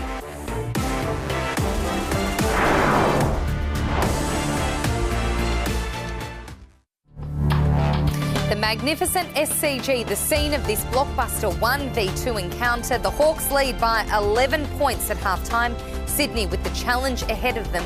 The stakes are high with top spot on the ladder on the line. Welcome back to Pie Night on Fox Footy. Let's head straight back into the Ultra Tune Lab. Guys, what have you got? Well, it's the same method as round 9, Brad. We touched on that. Sydney want to hold a goalkeeper. They want to hold someone in behind the ball, but they still want to go one-on-one. So it's a difficult thing to achieve. In the first quarter, they got the balance spot on. Yeah, they did, and early on. And normally when Sydney get that, they can maintain that for some time. Hawthorn, to their credit, adjusted, but early on, you can see here, and we called for Rampy. He's the goalkeeper. He's always the one who gets back first to either intercept with possession or mark. He was able to get back here quickly, switch of play, because what they do, the Swans, as we picked up, they just all come back. They all charge back. Once they know, especially that Rampy's going to get the ball, they're going for the receive, the outlet kick, and they use the ball quite effectively in the first 5 minutes of the game. They were able to change direction too, which was a real critical part in that first term, and that's why they started so well. I think we talk a lot about Hawthorn's pressure and what they do around the ball, but sometimes you just need to see it. And it's these small forwards that are so dangerous and so creative. Have a look at Cyril here. Bang! Hooks that arm. This is throwing the ball every day of the week, but he gets away with it. Up again. You've got Gunston in and after them. You've got the ruckman hanging around. Cyril going again. Look at Gunston. They've just backpedaling here. They're hunting the turnover. They want the forced kick. They don't necessarily want the tackle. They want the errant kick, and they get it. This is the role that we spoke about last week against Geelong.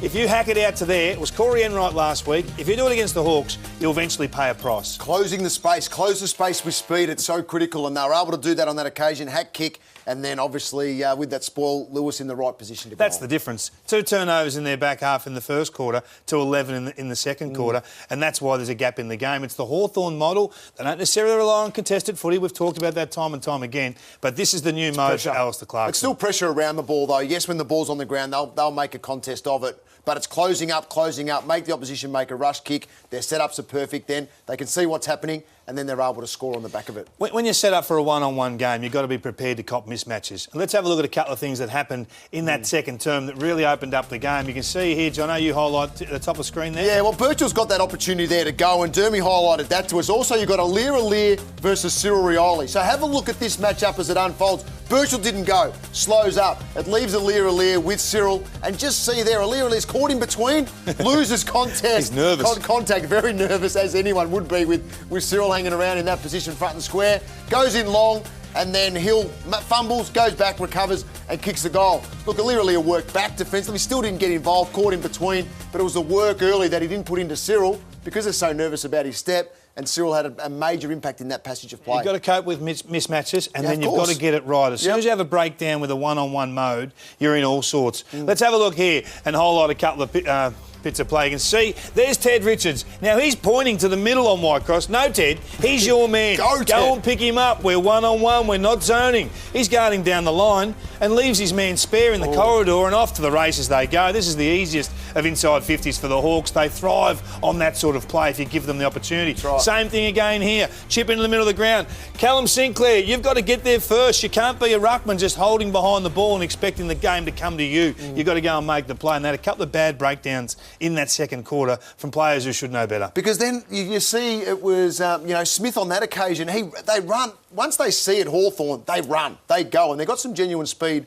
on the outside. That's why Hill gets on the end of it, because they can see what is going to unfold if you leave your direct opponent just to run into open space. They're a great support and outnumber team, Sydney. They tend to go exactly where the action is, where the ball is. And I just think sometimes we don't celebrate what they're doing off the ball. Look how organised they are here. And you can see a little chip back in. They're about to have a go up the middle. The eyes of all the Sydney players are tracking in on where that ball is, waiting for the mistake, preying on that next disposal. And you can see Parker here. He's gone. He's leaving Cyril Rioli in the middle of the ground to go and make a spoil. If he doesn't make that spoil, look where Cyril is. He's ready to go and score, but he's a leader. He backs himself in. He backs his footy instincts, creates the turnover. Your mate Faulty Towers kicks the goal. He did, and that's why they did early on, because they created that spoil. And you see ground level, the representation, 3 or 4 around the ball on the back of that spoil. We've got Ben Dixon at the SCG. Ben, what are you seeing up there that is going on in the Hawthorn forward line, because they really got rolling in that second term? Well, the Hawthorn forward line's one thing. We spoke about Dean Rampy. Obviously, the way he goes about his footy, he's always that wicket keeper. But when they get it in, you know their territory battle. They always win that with their small forwards. But I reckon from the other end, it's Sydney's forwards that are referencing really well on Hawthorn's defence, because they get their game going off half-back with Birchall, Gibson, and they're referencing really well but not getting the reward for it at the moment. So we said Buddy's up the ground. But on turnover, they're referencing straight away. They're not guarding grass. They're not going 45. They're happy to say it's old-fashioned footy, one-on-one footy. So this quarter's pretty critical. If they can stick with the plan, not many sides can stick with them 4 quarters. They're right in, only 2 goals behind. 3-3 to 1 point in that term. I think Diggo nailed it spot on, Sarah. Big challenge for the Swans to come back now. Thank you very much, Kingy. Well, everyone who loves this great game has been eagerly awaiting this clash. Billed as the game of the home and away season, the Swans must respond in the second half. You're watching Sydney Hawthorn. This is Pie Night Footy on Fox. Monday night, the best minds in footy gather for another big episode of Couch. Jared Healy is back. The boys will take a close look at round 17 and analyse all the big issues as we continue the run home to September. And no doubt tonight's match will be a hot talking point. That is Monday at 8:30. Welcome back to Pie Night on Fox Footy Sydney with the job ahead of them. John Longmire, here he is at halftime. Brownie, what is the message to the troops there? They've got to get back on the front foot, that's for sure. Lift their tackling rate, pressure up Hawthorn, and they need to start using the ball well by foot, especially going forward. They've had plenty of opportunities. They've had more inside 50s than Hawthorn. Just got to make the most of their opportunities to. Dane Rampy's a really gun player, and he's a big advantage. But what happens is Gunston runs past him to the goal square and says, "You want a wicket keep? Come and defend me one-on-one." 2 times he's had to do that. 2 times Gunston's outmarked him and kicked goals. Nothing in this game, if you have a look at it. A couple of little short passes and they're all level. So there's nothing in it, and second half will be great. There's Bud playing himself inside 50. Get rid of Teddy out of the way. Take him one-on-one. Well, the Swans, they've certainly got the arsenal at their disposal. They need them to fire. Second half action is coming right up. Yeah. They only play, I think, one more team in the top 8 on the run home. And here they are, starting the third quarter, leading by 11 points against a team that is very difficult to beat on this ground. Earlier. Very comfortable. He's matched up there on Luke Bruce on that occasion, and he doesn't look athletically as though that's going to be a huge challenge for him, which is pretty exciting. Went down onto the ground at half-time. Darcy, this kick almost intercepted. Mills playing under some pain, I would suggest. McVeigh got a really poor bounce. Puopolo knew the tackle was coming.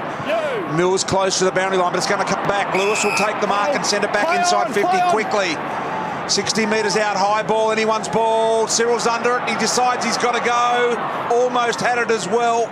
went a little too far under the ball then, Cyril, thinking someone else was coming now. Did Kennedy take them on? High ball. Umpire elected no. And I noticed at half-time that very, very dewy the ground surface does. Yeah, there's Rioli had a big piece of that. Sure did. Almost a mark. Parker, only as far as Lewis. Lewis has done very well to bring the ball back in a few times tonight. Segler clever. Gunston look away. Aaliyah did really well, Aaliyah, and then fortunately found Hewitt. Jack's on in the middle. Yeah, they had him out, BT. It was the kick to make, but it's a bit of what happened in the second quarter. They're just under pressure and perceived pressure as well. He's had a really good season, Hewitt, but he's had a poor night tonight so far with a half in front of him. Gibson, Stratton. This will make John Longmire very nervous and unhappy. The uncontested possessions were out of control in the second quarter. They don't want to allow Hawthorn to do this. Just chip the footy around and maintain possession. So Birchall and Smith are able to get it away from Hanbury, and then Hill, and this is the uncontested ball. Hill getting it from McAvoy.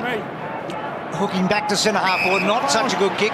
Mills, Franklin, good hands. Back 2 metres. So they're great hands and it's good play, but again, you've got Buddy effectively at half back here. Really doing all his work further up the ground. Segler did well to stop Grundy getting the footy. Gibson got rid of it in the nick of time. Lewis, fast hands out wide, saw something he liked. Burgoyne, now the slotting kick to Brust. There's really good footy. Yeah, so Buddy Franklin's had 12 possessions. He's had only one of them inside forward 50. Just come around 1 metre. Thank you. Marcus here. So what is it, just the pure possession that Hawthorn have had at their end of the ground that's sucked him out of that forward 50, does? Yeah, I think maybe, that's his role at the moment is to get further up the ground. And sharpshooter, this guy. It needs to bend significantly and will not, but big mark from big boy McAvoy. Almost reeled it in. Piopolo kept it alive. Hes Hill running, short kick. Composure at its best, and now Burgoyne gets a look from 30 out, perhaps 35 directly in front. Well, that's a little bit too easy. That is concerning, that you can run around inside your forward 50 without any real pressure, as we just saw Bradley Hill flash through. Even McAvoy getting a free run at that. And they're not switched on again here to start the second half, Sydney. Looking for his 250th goal in his 311 games. Burgoyne just got off it a little. So the righty was disappointed. Didn't commit the body through that kick. I'll stay behind him. They've missed a few set shots, haven't they? You think of Hill and Rioli and Burgoyne there, you would have backed him for sure. Swans having massive problems getting the ball out of the back 50 in this quarter. That kick by McVeigh, a one-on-one only. Kennedy, that's well done. Hanbury. Mitchell just got a little hand on it. Franklin, look away. Jack too slow. Rioli, well done, Jack, though. He was a Jack in the box. It might work. Gets it to Towers. They move it quickly. Towers to fall forward. Hewitt underneath it. Well done, McAvoy getting back. Sinclair should leave it from McGlynn. McGlynn over the top. Gets it to Hanbury. Neat looking kick forward. And Towers bangs it and misses. It's just hard work. It is just hard work for the Swans. Every disposal is pressured. The pressure from the Hawks have been enormous in this third term. You can hear a few of the players question the umpire about that tackle of Rioli. It's very rare you see a player brought to the ground and then able to bounce back up. But the umpire said the tackle slipped. Play on was the call. Gee, it was tough and could have easily gone the other way. Hanbury gave it off to Grundy. Not so good with the foot skills. There's the Prime Minister, of course, with the chairman of GWS. It's Tony Shepherd, I think. Yeah, you're right, it BT, yeah. Gee, Tony Shepherd must be unpopular. He's being booed. Stay behind. You. Short ball to Mitchell. Just got great respect for what this champion team's been able to do here tonight, Hawthorn. They have put the pressure on Sydney in the situation where they have completely lost their ability to have any composure at all the ball. Didn't go from Hodge. Mitchell was just under a little too much pressure. Sinclair. Jones. He too looking for the give and go. McVeigh's got to be perfect. Stolen by Hodge. He wanted to go. He still wants to go. And he slides it to Lewis. Lewis will get a long ball inside 50, so Brewster's one out here. Can he get loose from his man? Really well done by Parker. Now Rampy to just fix it up and finds Jack at half-back. Jack out wide, and here they go with Towers. Just a little bit of luck, a few missed shots at goal is keeping Sydney in this contest at the moment. Even then, you very rarely see Sydney get exposed one-on-one in their defence like they were. They managed to get away with it. Now they just need to find a little bit of a switch to flick here and get themselves back into the contest. I mean, the scoreboard's not their biggest problem at the moment, is it? I mean, they're close enough, but it's just the way they're playing. Yeah, the signs aren't great. It looks as though Hawthorn have got the game complete on their terms. They're very comfortable around the clearances. They're maintaining possession with ease, and the pressure they're putting on Sydney just looks almost irresistible at the moment. But as you said, they are well in touch on the scoreboard. Just have to try and turn it around here, Sydney. Have a look at the man eating his pie and supporting all in the one go. He's busy.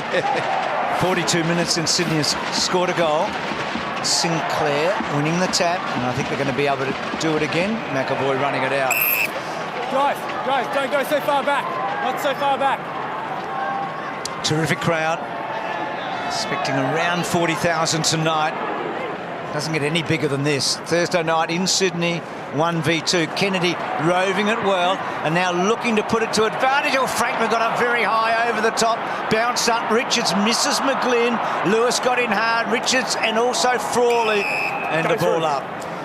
It's been untidy, Teddy, tonight. I mean, his effort's there, but he's been untidy. Yeah, doesn't look really like he's going to threaten and kick a couple of goals. But I like Sydney so much more with Buddy coming out of the lead from 20 metres out from goal. Holding your arm, Hawthorn. John's no rook. So they're just starting to create a few opportunities here, Sydney. O'Rourke doesn't even know he's got the free, but he has. Out of the Calder Cannons footy factory, of course, John O'Rourke. Hold. Play on. He's long down the line here, keeping it as close to the boundary line as possible. Lear, really good stuff, backing back with the flight, not knowing what was coming at him from behind. Move it on. So they're giving themselves repeat entries here, Sydney. None of them have been really clean, though. Ball out wide, Kennedy, the intended target. Offhands McGlynn, got rid of it very, very quickly. Towers was there, spinning out of trouble. Beautiful Batley, back to Towers. Towers sold a little bit of foot candy. High footy, White Cross got to go. Paid. Short to Gibson. Play on. And then Gibson, the careful kick to Brand. He's the one first-year player tonight out there for the Hawks. Sydney have got 4. DeRay. Push. Hawthorn. There's a mark. Anyway, so DeRay with a little bit of a sloppy kick, but there's no pressure on Gibson. And you remember in the first quarter, mate, there was enormous pressure on these kicks for Hawthorn. They're having huge trouble getting out of this part of the ground. Now look at that, that's uncontested. Sydney is sitting 10 metres off their opponent, so this plays into exactly the style Hawthorn like. They're more than happy just to maintain possession, chip it around. Litherland providing the shepherd. Long kick down the line by DeRay. Burgoyne doing the running and roving. Turning Smith around, and then little gift to Mitchell. He's been magnificent, Mitchell. That's a very good smother from Grundy and a ball in. So we're in a bit of a stalemate, aren't we? I mean, it's... So that's the one. No 50. That was just the mark paid or... Didn't get a lot of ball there, Bruce. No. In fact, I don't think he touched the ball. Remember the last time these two teams played, Tom Mitchell tagged Sam Mitchell out of the game, only 15 possessions. It's been the reverse tonight. Sam Mitchell's had 24 and 4 clearances. Hanbury's flick to Parker there. Brand. And Mitchell concedes. Right near the interchange gates there. Getting a bit of advice from his skipper, Luke Hodge, on the boundary.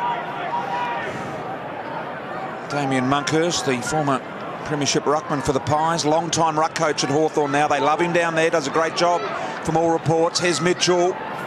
High footy, intended target here. Naismith got both hands on it, bringing it to ground. Kennedy, the danger, shrugs off DeRay. Was confronted by O'Rourke. Had to go there, and they did. But ball will be locked in. Sorry, Cyril. So Sydney pressing, supplying themselves opportunity, but no reward just yet. Hawthorn also stops scoring. Jack good there.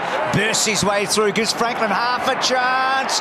Doesn't quite bring it to ground. Rowan doing a bit of roving. Papley's been wasteful tonight. Not this time. Not this time. It's what the game needed and the Swans needed as well. Prime Minister liked it. And so did the Sydney Swans. Last time they kicked the goal was the 27-minute mark of the first quarter. The margin's only 5 points. It's been a strange night on the scoreboard.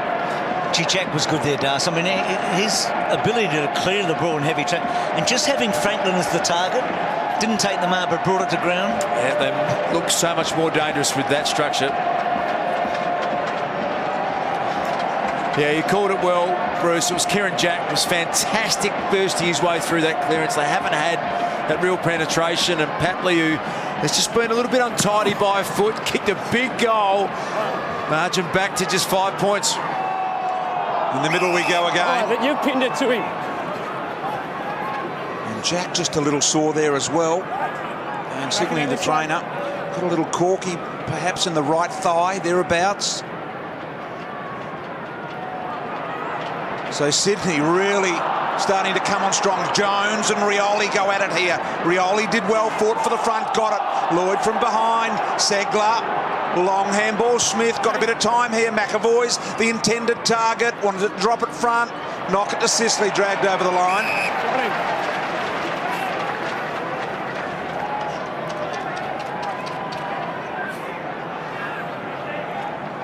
Still hobbling badly there, Kieran Jack. You can see just on the right of your screen. He's trying to run it off as he'll get some movement going. Segler over the top. Kennedy having a big quarter. Big first term as well. Sam Mitchell has been outstanding.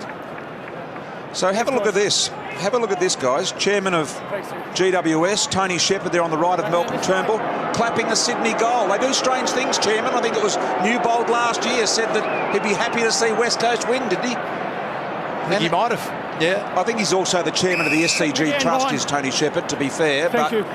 Unusual to see them here supporting another club. And a good friend of the Prime Minister, I think, Tony Shepherd. So not the way they tend to roll in Melbourne. Mitchell and Segler. And again, try and knock it out, lads. Come on. It's an eye-opener for us heathens from the Mexicans down south of the border, isn't it? It's polite. Burgoyne gets it to Gibson on the wrong side for him, but he gets it back to centre half forward. Gunston's so good normally in this situation. Poppy brilliant normally in this. Gets to Smith. Smith forced to go so wide. Mitchell twisting, little give to Smith.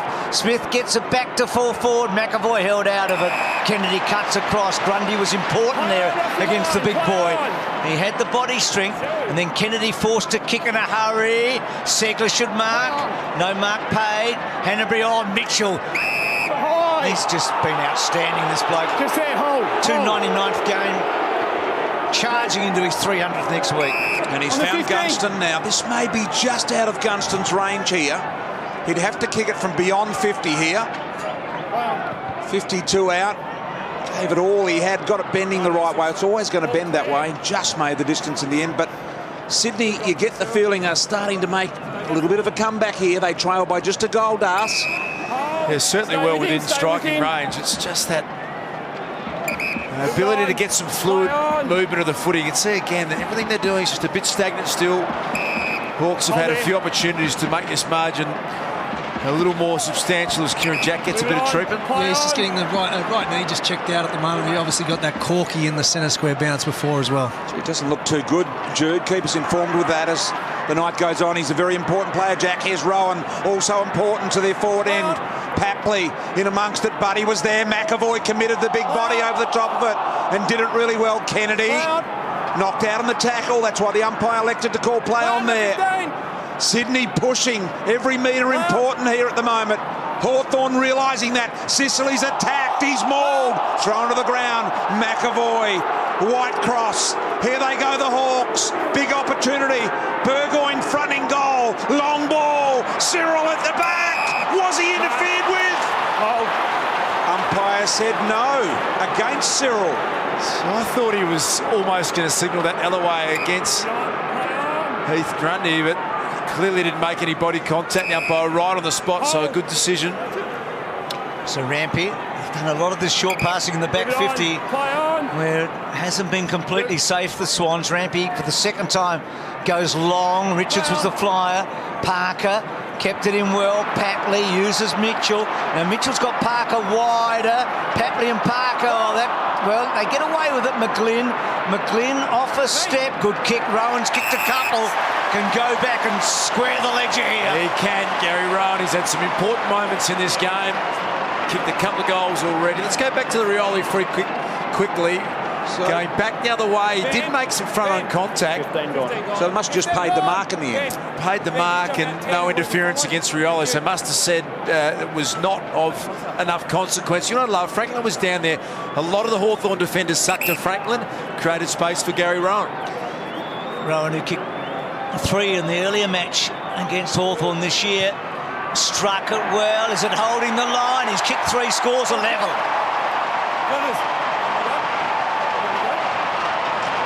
Well, he's been the important forward. I mean, Franklin's, we've talked a lot about, he's bursting to kick 3 or 4, but he's done enough in terms of possessions. But in the end, it's been Rowan who's been ticking the scoreboard over in a low-scoring game. Yeah, they're big goals, aren't they? 3 goals tonight in a top-of-the-table clash. That'll really fill that young man on screen there with some great confidence.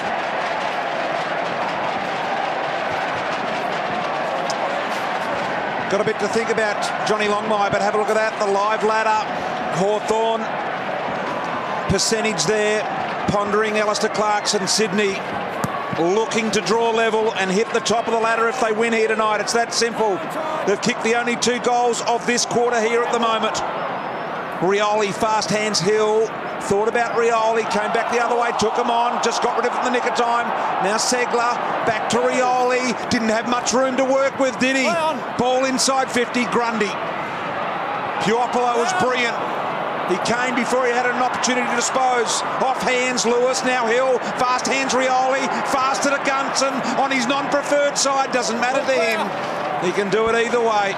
Just those little touches, BT Rioli in the contest are just so important. You know what I love? He always gives the obvious one. He never overdoes it if he doesn't need to. He just flicks it out. Gets the ball moving. Absolutely. I mean, 50 metres. You're in on an angle. Hawthorn, the pressure released here because this is where Hawthorn have been so good at keeping it in that back 50. Time back on. Hawthorn's last 7 scores are 1 goal 6. Yep. That really has helped the Swans here within a point. Lewis had it taken off. Mitchell flicks it out. Lloyd has to run the gauntlet. Smith wraps him up. White ball. Kieran Jack's just waiting for an opportunity to come back onto the ground. He had the ice pack applied to that corky above his right knee, but they've strapped it up with a heat patch. He's just waiting for an opportunity to get back on the ground. Had an important clearance just before he got injured, didn't he? Segler gets over the top. Parker was first hands. Ball not out. It's exactly what we wanted, BT, when we came here tonight. I mean, the 2 top teams in the comp going toe-to-toe. Yep. The Swans, of course, on the verge of making their 7th consecutive final series. Will be the first time in their history if they're able to do that. I'm sure they will. Hanbury to McGlynn. McGlynn to Franklin. Has to turn his man inside out, not once, but twice. Frawley threw it out the side door in the end there, buddy. Hill, been good in this game tonight, Hill. Now Frawley, down the line, just does things within his capability. Against Delia. Thank you. It's just the experience and clever play from Gunston. Protected the space of the footy, and Alia just had a little tug of the jumper. So just have a look at this.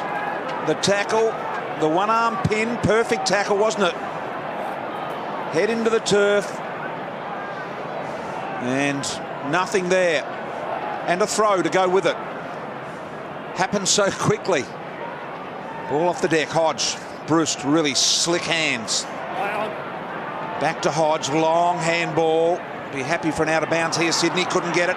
Hanbury back inside. Grundy had to commit. Now Mitchell fast, wasn't he, to Jones? Jones along the boundary line. Superb to Kennedy. It was a terrific kick, wasn't it?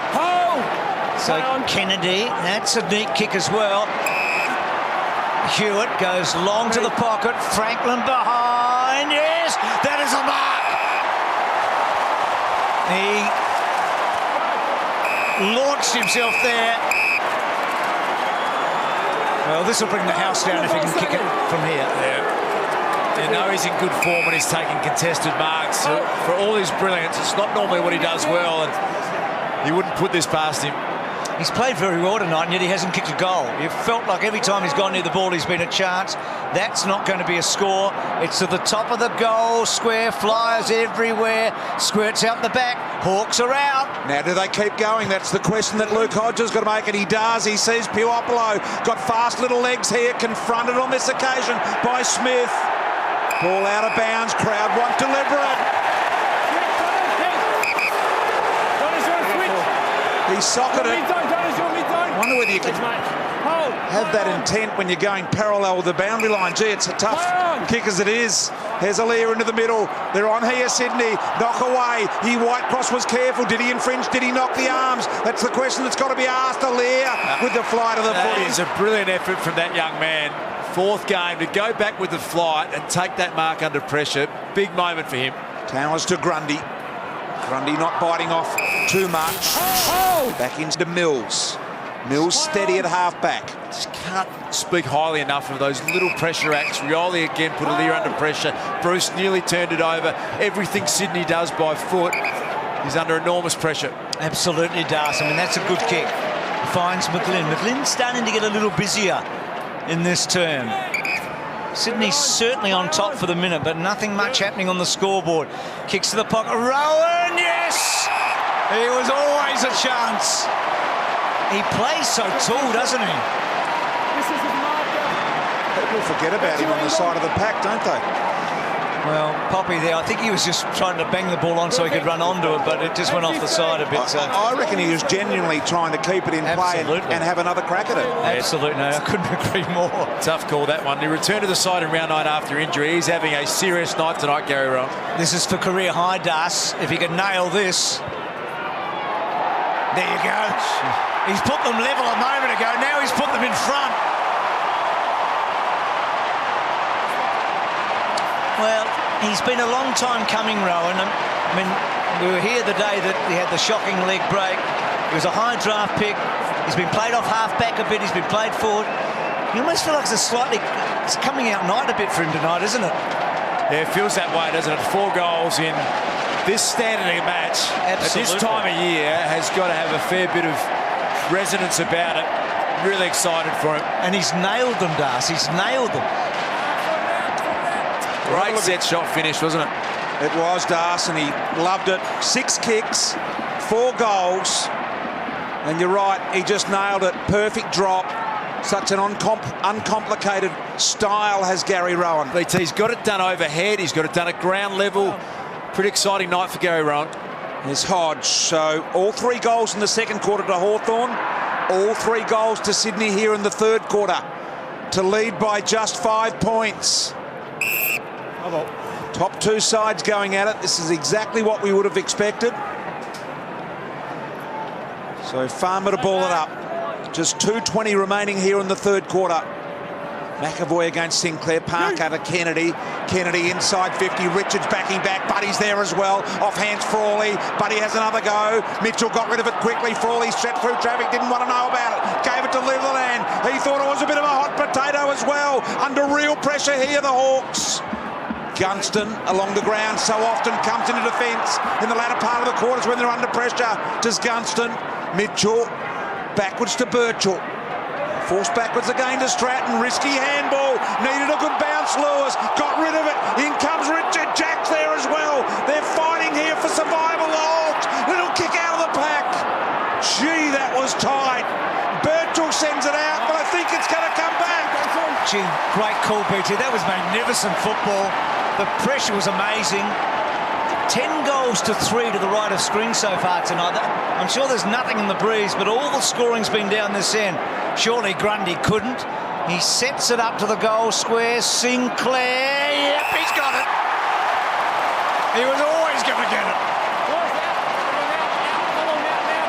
It's very un-Hawthorn-like to allow a mark in that situation. Have a look at the face of Alastair Clarkson. He almost never allows that as a side. McAvoy, the man who didn't fly. So this to give Sydney remarkably their biggest lead of the match. He's 3 goals 4 from set shots. He doesn't get a lot of disposals. He does need to nail it, and he does. And the Swans pinch a break on 3/4 time. Well, what a game we're seeing. I mean, the champs challenging the challengers and now being challenged again.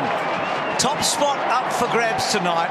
Number 1 position on the AFL ladder for the winner tonight. Absolutely, and the advantage sometimes of going long to the contest, Darce. I mean, we don't see it a lot in this age of footy, but sometimes it can be great. Yeah, and without Franklin on the ground. So without Buddy Franklin on the ground, it's Sinclair who takes a big mark in the goal square. You could not have scripted a better game. The live ladder, have a look at that with the Swans in front. They go straight to the top of the AFL ladder. All right, well, the last half minute here. Have Hawthorn got anything in response? Out of the middle is Mitchell. Clear ball here. Trying to trap it is O'Rourke. Kept it moving forward. McVeigh. Little handball Alier under real pressure here now. Look at this. Every ball under enormous Hawthorn pressure. They realise an opportunity in the last 30 seconds here. Richards come all the way from down from full forward. That's right. Full forward again this week, Teddy. Back to Hill. McAvoy. Mitchell. Think they're going to run out of time. 10 seconds if O'Rourke can get it long. 50 metres. Straight through. The runner needs to get out. He's out to O'Rourke now. The runner's right there. He's told him about the clock. And I think this will be a kick after the 3/4 time siren to get them back within a goal. Boy, oh boy. So let's have a look at gracious. Harry's corner against Kieran Jack for running in the 10-metre protected zone. And this is a big moment for this young man. There are a number of those called last week, Das. Here he is. Siren sounds. John O'Rourke into the Hawthorn side tonight. Big pressure kick, and he's got it. He's got it. So this one is set up in the last quarter.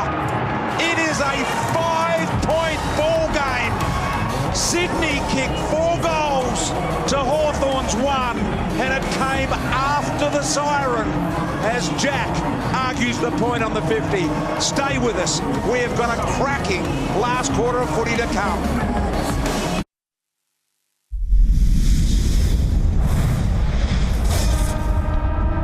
So here's the big momentum changer. Right on 3/4 time, Mitchell to O'Rourke, and now the 50-metre penalty against Jack. And this is the change of interpretation at the start of the year. If you come from the side and you encroach on the 10-metre zone, they will pay a 50, and that's where Kieran Jack was. He had to run sideways. He had to get away from John O'Rourke, and so technically that is a 50-metre penalty. A lot of talk about that.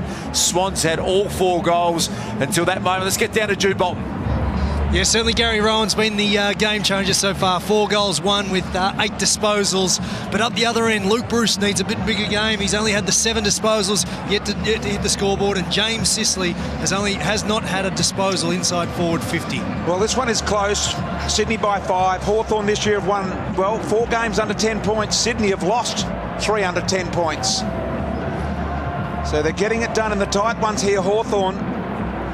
Let's see what happens tonight. Sydney with their noses in front.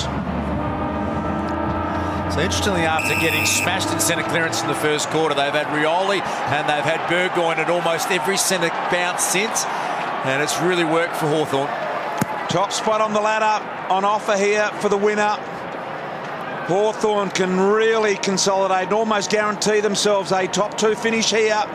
Here's White-Christ, injected back into the side with Litherland and O'Rourke this week.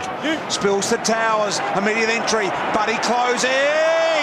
Gee, did the work on Frawley, then he forgot to grab it. Richards off the ground. No, he went over the top here. Good result probably for Swans, so they get a stoppage. Kennedy scored a goal from something similar earlier tonight. Goals have just been so difficult to get all night, particularly at this end of the ground. Just the 4. And wrapping them up, Burgoyne and the ball up. Yeah, you feel like the season in many ways changes in the next half hour, one way or the other. Hawthorn will be in the prime position for that onslaught on that remarkable fourth if they can win tonight. Bruce is gold in every game this year, but hasn't looked like it so far tonight. Spirals it forward. Grundy read it well. Little give. Rampy under pressure. He was always in a bad spot, and Gunston was able to force the mistake. That was a clever kick by Luke Bruce in the end. A one-step kick over the back of Grundy really put him under pressure, and they were able to turn it over and keep it in their forward half, Hawthorn. Nearly into our commentary box, that ball. Here's McAvoy. Alir in front, out the back. Opportunity with Nick Smith here to tidy up. Fast hands Mitchell. Gave it to the big fella, Naismith. Bit of pace. Gee, just got the nick of the boot on it just in time. Burgoyne streaming through. Busting through. Burgoyne's kicked the ripper. Hawthorn are in front.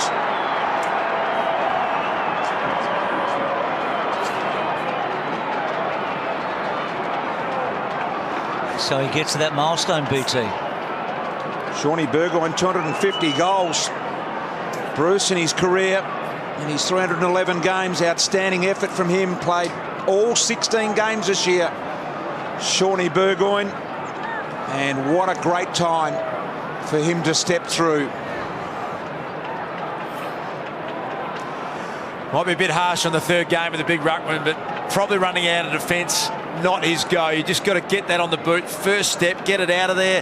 Pioplo, as always, and Burgoyne, he never lets you down. He's kicked another big goal, I reckon, at the SCG. Burgoyne in the last 2 or 3 years. It made a difference. That one getting them in front again. I'm not sure if Mitchell should have gone to Naismith there. I mean, in terms of running the ball out, he may not have had anyone else to go to, but he just had to get the ball on the boot, didn't he? Yeah, just get it out of the dangerous area of the big first. Competed pretty well, Naismith. He's got a big job in this last quarter. Can Hanbury have a big last term? He's gone. On the ball, took the tackle on, no handball. So Smith, suddenly the big momentum change. That 50-metre penalty has had a huge impact, you feel, on this game. Geray's kick looks good. Hill takes a superb mark against Hanbury. He's had a big night tonight, Bradley Hill. It was only 9 disposals last week. He's been out of form a fair bit. Tonight, he's had a really big influence in this game. Now, he has had 2 shots from this position, elected to go with the drop punt. Now he's going to kick it around the corner, so he's given up on the drop punt. Had 15. Don't go forward. Gee, this gives Hawthorn some breathing space. Not going to happen, so is it going to be? No, it's out on the fall. Just a quick one, Jude, on Dan Hanbury. He either has colossal matches, which are normal, or not so good. They need a big effort from him in the last, I reckon. Yeah, he's been well held tonight. Only the 17 disposals so far, but you know his work rate. This is where it comes into his fore in this final term. So Rampy down the line. Richards competing brilliantly. Franklin head over the footy, had to go. Mitchell did well. Jack knew he had to get rid of it quickly. McGlynn, Mitchell, flowing play, muscling the ball down the ground, and then Smith was able to find the boundary. That is a seriously hot footy. When you get your hands on it, you've got a millisecond to get rid of it cleanly. Both sides putting enormous pressure on around the contest. Lost to the Dogs at the SCG in round 15 here, Sydney. Prior to that, they'd won 10 straight at this ground. Sinclair, Hewitt, Leatherland's got him. Hewitt again. Leatherland, ground level. Hartung out of the side tonight. Get the feeling that he came in. Have a look at this behind before. What was it a behind? It come to side of the post? Straight back. Yes, it did. Now, I think that's a behind, and I thought it was a behind at the time. It was ruled out of bounds on the full. Hawthorn lead by a point at the moment. And interesting decision. Certainly looked like it had gone through from that angle, didn't it? Sinclair, well done, Segler. Burgoyne so good again tonight, as is Mitchell. Sicily's been quiet, so Sicily and Bruce quiet. Unless it clipped the post. Might have clipped the post here up high. Somewhere, Bruce. Now you're going to confuse me, BT. I was with you for a while. No, I think it's hit the post. Okay, so... Out of bounds on the full. Are you happy? Yep. Well, we're happy then. Yep. Mitchell, Kennedy, ball still not out. Segler wrapped up. These are great contests to watch with the quality of mid-side mids. I'd love to have Kurt Tippett available, wouldn't they? I think round 21 or 22 they're saying he'll be back. Sam Reid maybe before that, but you think he'd have to play in the NEFL for a while. Hill's been really good. Smith rolls the ball cleverly to O'Rourke, who got that goal on three-quarter time. Hill's kick, toe poking forward. Alira, well done. Did well, stood up in the crisis. Hanbury belted down, and now Jack tucks it under the arm. Kicks the ball down the line. Rowan, well, he went to ground. I hope he's all right, Rowan. He is. And then Segler. And a boundary throw in. Was he pushed Rowan or did he just fall over? Well, if he didn't push him the first time, he fell on his back the second time. I reckon he's got him with a push and then there as well.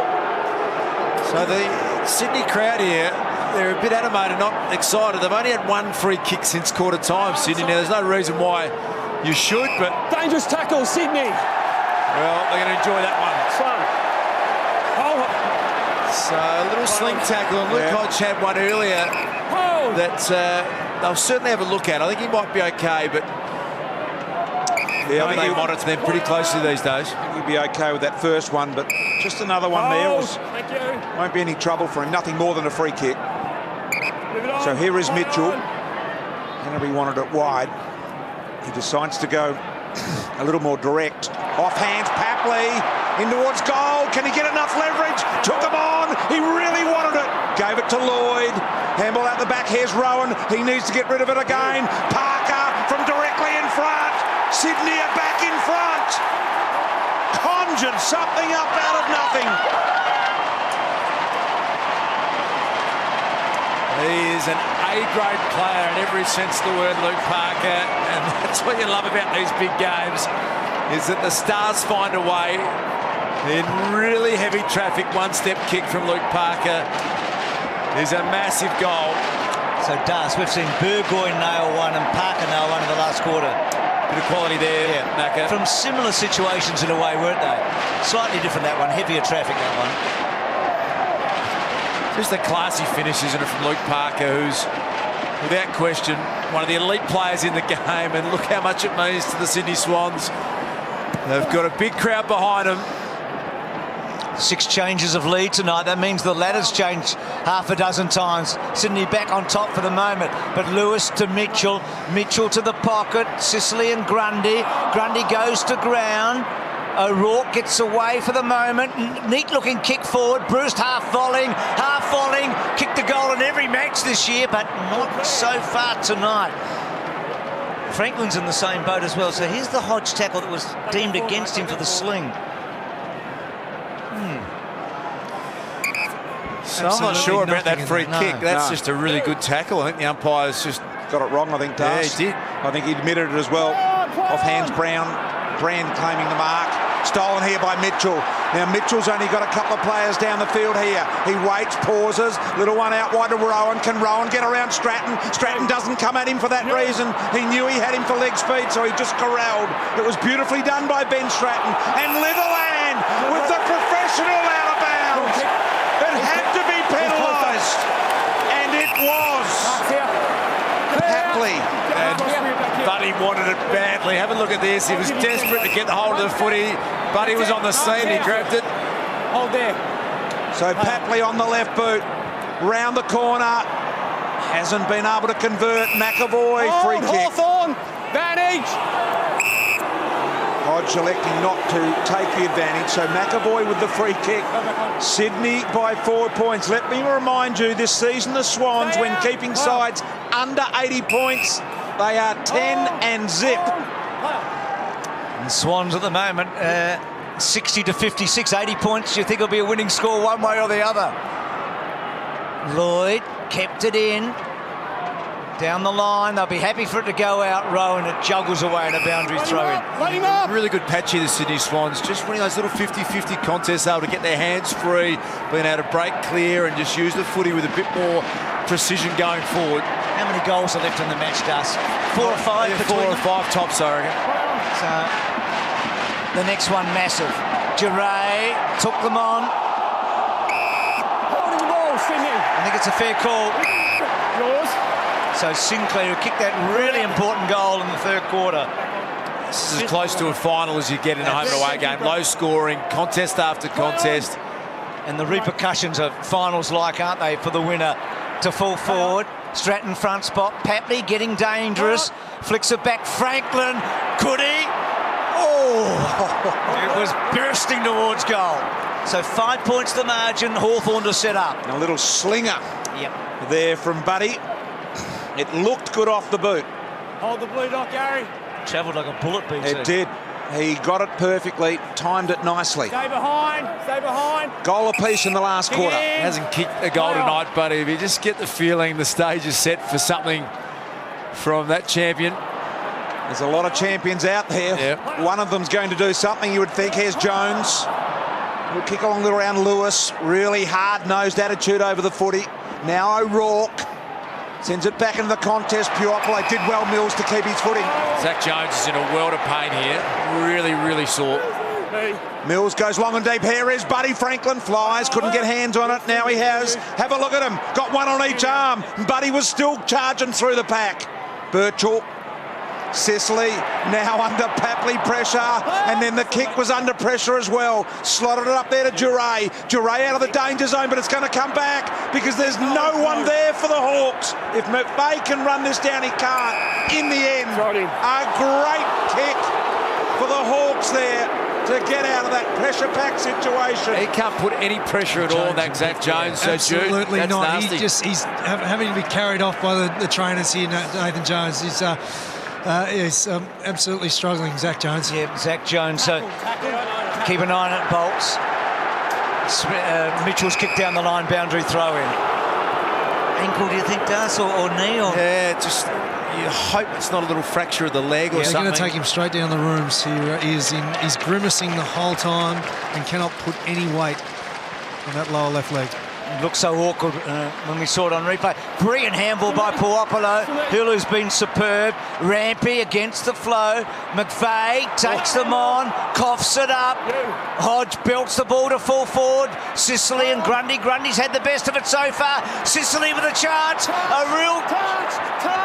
It hurt the umpire. It wasn't going to be a goal one way or the other. The call of touch. So Sicily, he's only had the scraps so far tonight, hasn't he? But one goal here, and you're a hero, one way or the other. He very nearly got the space then, Sicily. 42,314, Brian. So 42,314's just gone up on the board, hence the massive roar. So we'll work out what sort of a record that is tonight. Yeah, very good crowd. Kennedy. Plenty of time left in this, 11 and a half minutes here. Goal apiece in the last, 42,000 in the house. The top two teams fighting ferociously here. They know it's worth winning. Off hands, couldn't get hold of it. In the end there, Naismith. Hewitt shrugs the tackle to Parker. Parker pulled the kick, got it back in here to Hanbury. Found McGlynn. He's pursued by Hill. Got it to the one-on-one. Buddy in the good position. Frawley, exceptional work to bring the ball to the ground. Now Buddy picked up in the end. Was that Papley? It was. Yeah, good effort from James Frawley, BT. As you called, the one-on-one when he got Franklin out the back and the kick just had enough leverage to get over the top. So for James Frawley to stand up in that one-on-one, really good effort. As he did in the final series last year, didn't he? Yep. He had that massive swing around after the first final. Sinclair's kick, not far. Franklin, well done across him was Litherland. Biggest crowd here since 1997, by the way. So it's the biggest crowd at the SCG. For 19 years. How would you be in this crunch time game here right now, being Frawley, having to play on this guy who just loves this stage? You'd be a little stressed. Oh, you'd be nervous, Das. Very, very nervous. Here's Jack. Handball. Hanbury. Plenty on the kick, offline. Score, Which is why you would like to think that they will just keep Franklin as close to goal as they possibly can. He's looked so much more dangerous when he's been in that 20 to 40 metre range, and make James Frawley nervous. Just give him opportunities and back in the talent of the superstar Franklin. So Duray gets some distance by running it out and then going close to the boundary line here. In fact, he's wobbled it out and turned it over. So you saw the reaction from the master coach. Hold there. And now the pressure on Aliir to do something constructive with it. Does well. Gets to Lloyd. So Lloyd. Angle. You have angle. Cyril, wait, 10 metres. Can he find a target, or does he just kick it up and hope. He does the second of Sinclair's big fly. Kennedy roving it. Heard the umpy. Back to Jack on the right side for him. Oh, doesn't quite. Mark taken. Teddy. White cross. Hodge, good guy to go to. Not such a good kick. Lloyd waiting. Just couldn't get a handle on it, Lloyd, could he? Hanbury was lurking. So Franklin, he's a bit wounded to all that. They're corking in the thigh there. He's going to have to work through this. Because Jones out of business. Yep. And he looks like he's going to stay, buddy, so that's good news. Just can't get it out of the forward line here of Sydney at the moment, Hawthorn. Smith belts it back in there again. They just need a good, clean possession. Mitchell's had more possessions than anyone else on the ground. Possession number 35. Ball out wide, over the top went Mills. Puopolo, a little soccer knock on there. Looking to get Gunston free. Gunston back inside to Hill. Nice handball. Gee, I reckon I would have gone deep if I was Hill there. He was able to pull it back. Duray. Short ball found Segler. 50. Oh, yes, boy. 50 metres. So it was McGlynn who just went across the mark. He was anticipating the handball, and a fair bit of verbal there going on. So Segler is going to get a look here from about 25 metres out. Here it is. There it is, BT, and that has to be 50. Went across the mark. All the players were onto it. They all knew. And there it was. Kieran. So Segler to give Hawthorn a 1 point lead. Not a lot of wind here tonight. 15 seconds left. Segler using all of the time. All of the goals, most of the goals tonight have been kicked at this end. Segler with a big kick. In he comes, he's got it. Hawthorn by a point.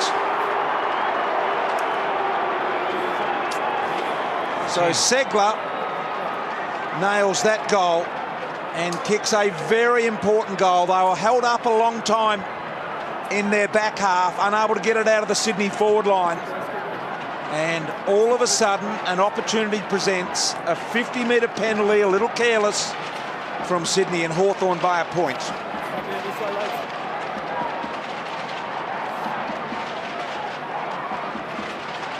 Oh, what a difference a goal makes, one way or the other, back on top. 2-1 from 50-metre penalties tonight, Hawthorn.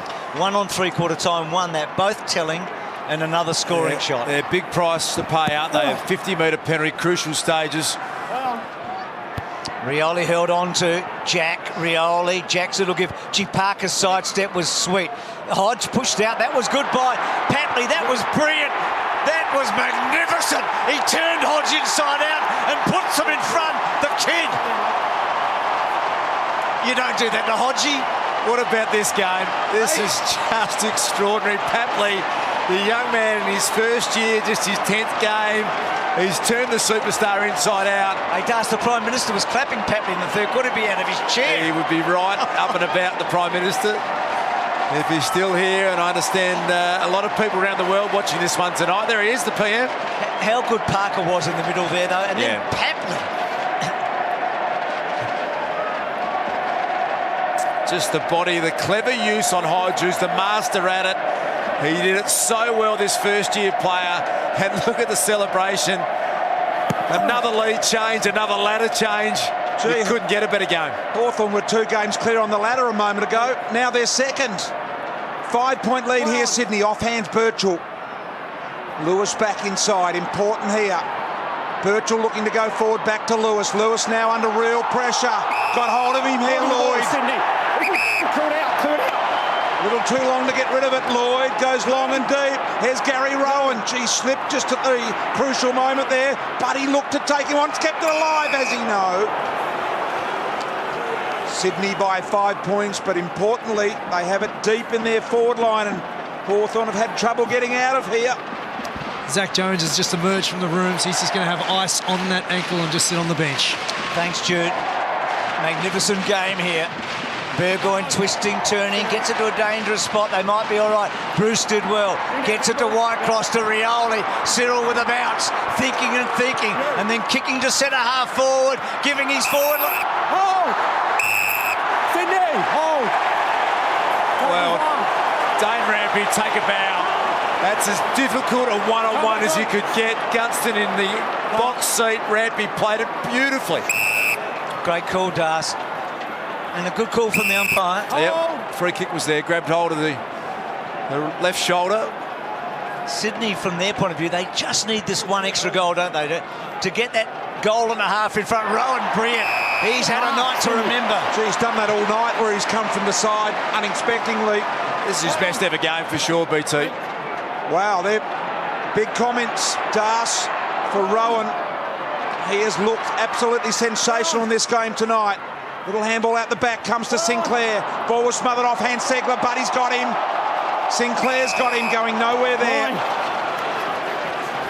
Yeah, 4-goal night, being able to lead up and take marks in packed situations, to be able to use his leg speed, Gary Rowan. It's almost a career-changing night for him. And kicked perfectly. Sure has. Sinclair, little backhander. Bang inside they go again. Here's Rowan G. Birchall, just with the one claw. Wants to go. Sicily. Careful here. Got Gunston on the wing here. He's out if he wants to go. Isn't quite balanced. It's a great matchup, that Rampy and Gunston. Sicily wanted to go inside to Gibson then, but it would have been a very, very brave decision to do that. McVeigh to Jack. Jack just slightly off balance. Still got it to Allaire. Oh, thanks, Sean. Allaire just a little sideways kick here to Mitchell. Mitchell will go further sideways to Grundy. So the transfer complete here. Oh, thank you. Parker wanted it. Grundy goes the shorter option and finds Lloyd. This is where you feel like Sydney have got to be so careful not to turn the ball over. Move it on. Hawthorn are very good at coming late at the short kick. So Lloyd goes down the line. Gibson was well placed, never got into the frame, now gets it, and that ball just rolling away. So it's been played mainly in Sydney's half, isn't it? Let it go. Let go now, thank you. Swans just forward to centre. Lewis was sort of the third man up. Oh, Bruce was terrific. Burgoyne running hard. Now he's trying to create here. Decides to go long. McAvoy. Oh, well done, Grundy. What a match he's played tonight again. That was big stuff. Gee, that ball was stuck up perfectly for McAvoy to force the contest, wasn't it? Needed to bring it to ground. It's the #1 defence in the league this year, Sydney, and they are standing up here in the last quarter. Kennedy, little one out the door. Hewitt. Kennedy mopped up again. Handball Smith, fast hands Mitchell. Kennedy, the linking play. Shot it out to Jack and go to Papley over the top. Elected to go the long bomb. Here's Buddy and Frawley. Frawley and Buddy. Buddy, will he be paid? Yes, he is. He is within range. You just sensed he was going to do it at some point, didn't you? Hasn't kicked the goal. He's been really important, Franklin. And the one-on-one BT, he was always going to mark that one. Now, this is the wrong side for the left footer. BT, this is his side. favourite side to Yes. kick from. He's mentioned this before. This is his favourite spot to kick on the SCG from. Watch him. The natural arc of this ball will come a little left to right anyway. He'll hang it out to the left. It won't be dead until the final moments of travel. There it is. Cross the face. Too much drift. And that's out of bounds on the full. So 4.5 minutes. Sydney by 5 points. Don't go forward. Terrible luck for Zach Jones, back out there with the ice on.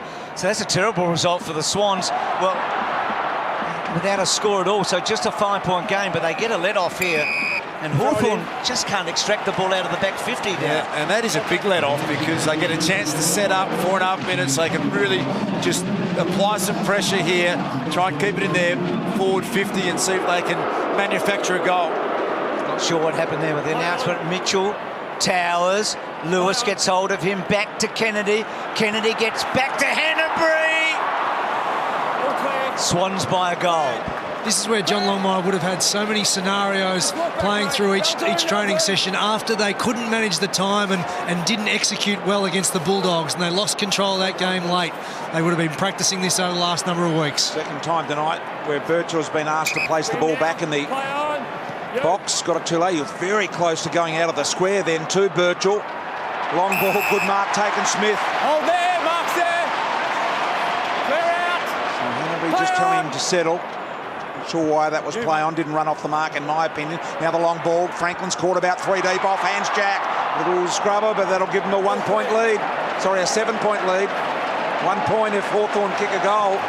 It's a handy point with 3 3/4 minutes remaining in the game. I wonder if Birchall decides to go straight back up the middle of the ground again. It didn't work last time, but is that sense of urgency all of a sudden for the Hawks? Hawthorn have probably got to kick 2 goals to win it, Bruce. Yep. So Hill has been very, very good tonight. Best game for the season for him. He's got Mitchell for pace. He's run a long, long, long way, but he's broken a line and given it to Lewis, and then Lewis to centre half forward. Rioli and Hanbury. Big clash here. Well done, Stratton. Burgoyne, could he kick a second goal in the last quarter? I reckon he has. Yep. He's banged it home. I just came in. How you feel? Okay, cool. What about that? Sean Burgoyne's influence in this game, just can't underestimate. They needed him to go into the centre at the start of the second quarter. He's played exclusively as a midfielder since then. He's ended up with 23 disposals, 2 goals in the last quarter. What a performance again from that man. And does Brad Hill. Brad Hill's ability to run and carry there just changed the whole complexion of that movement, didn't it? Yeah, he's had a great game tonight, Bradley Hill. Wow, what about this? Hawthorn, Burgoyne with the class. There he is, lines it up and dobs it off 1 step from 50. Famous score, Bruce, does it ring a bell? 10-10 to 10-9. Think back to the 96 prelim here. The big goal, I think it was Plugger. Sydney got home, that was the score. 10-10 to 10-9. Here go Hawthorn again. Rowan gets back. Great mark, Gary Rowan in defence now, but Sean Burgoyne, since quarter time, has almost been the most influential player on the ground. He's got 2 goals. They put him into the midfield when they were struggling. He's had a huge night. So Burgoyne getting it done, but they're going to need another one here.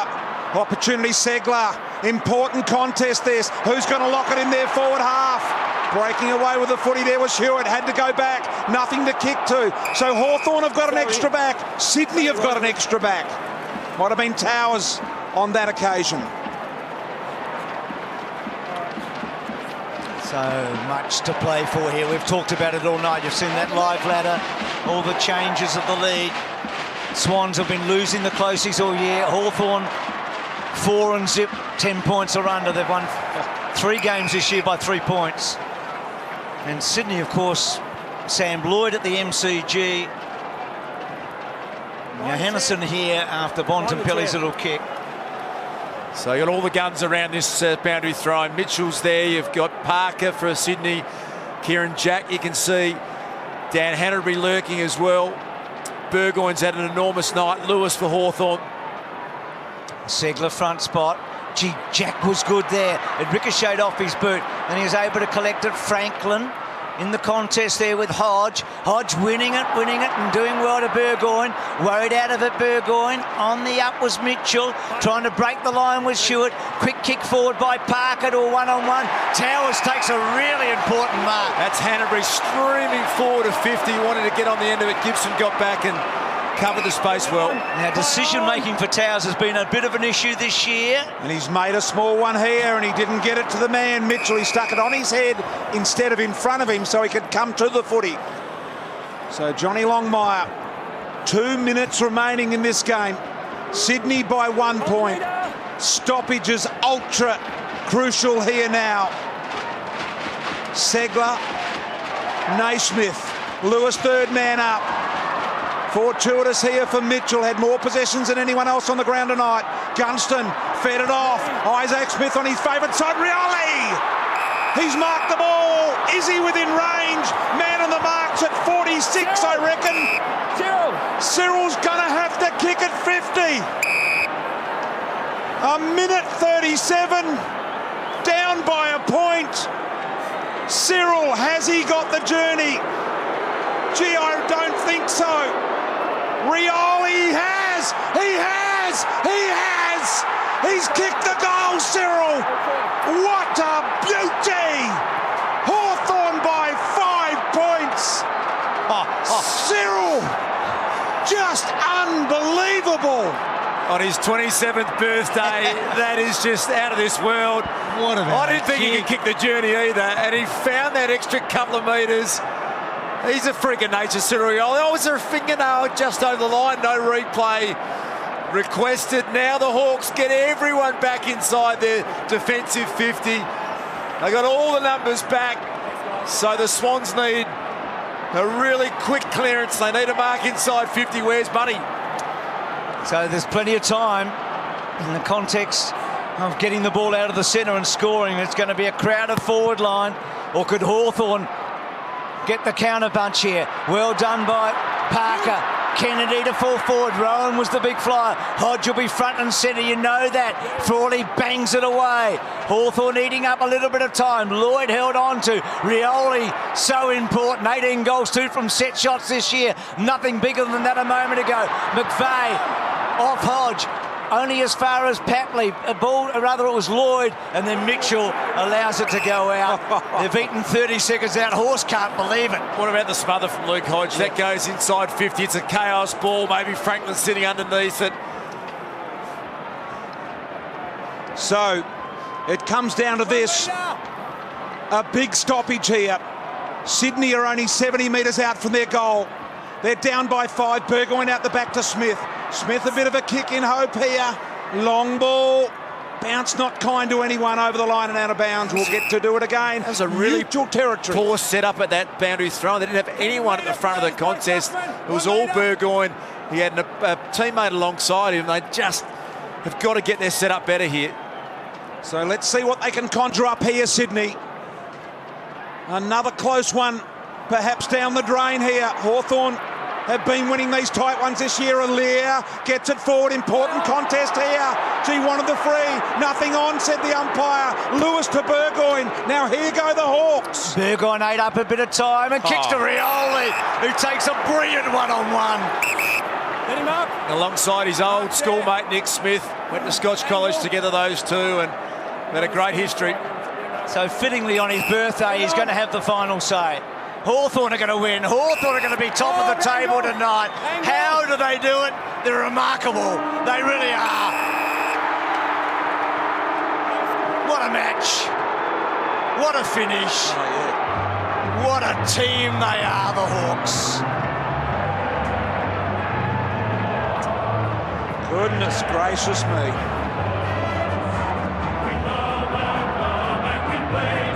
What about that? 4 wins inside a goal this year for Hawthorn.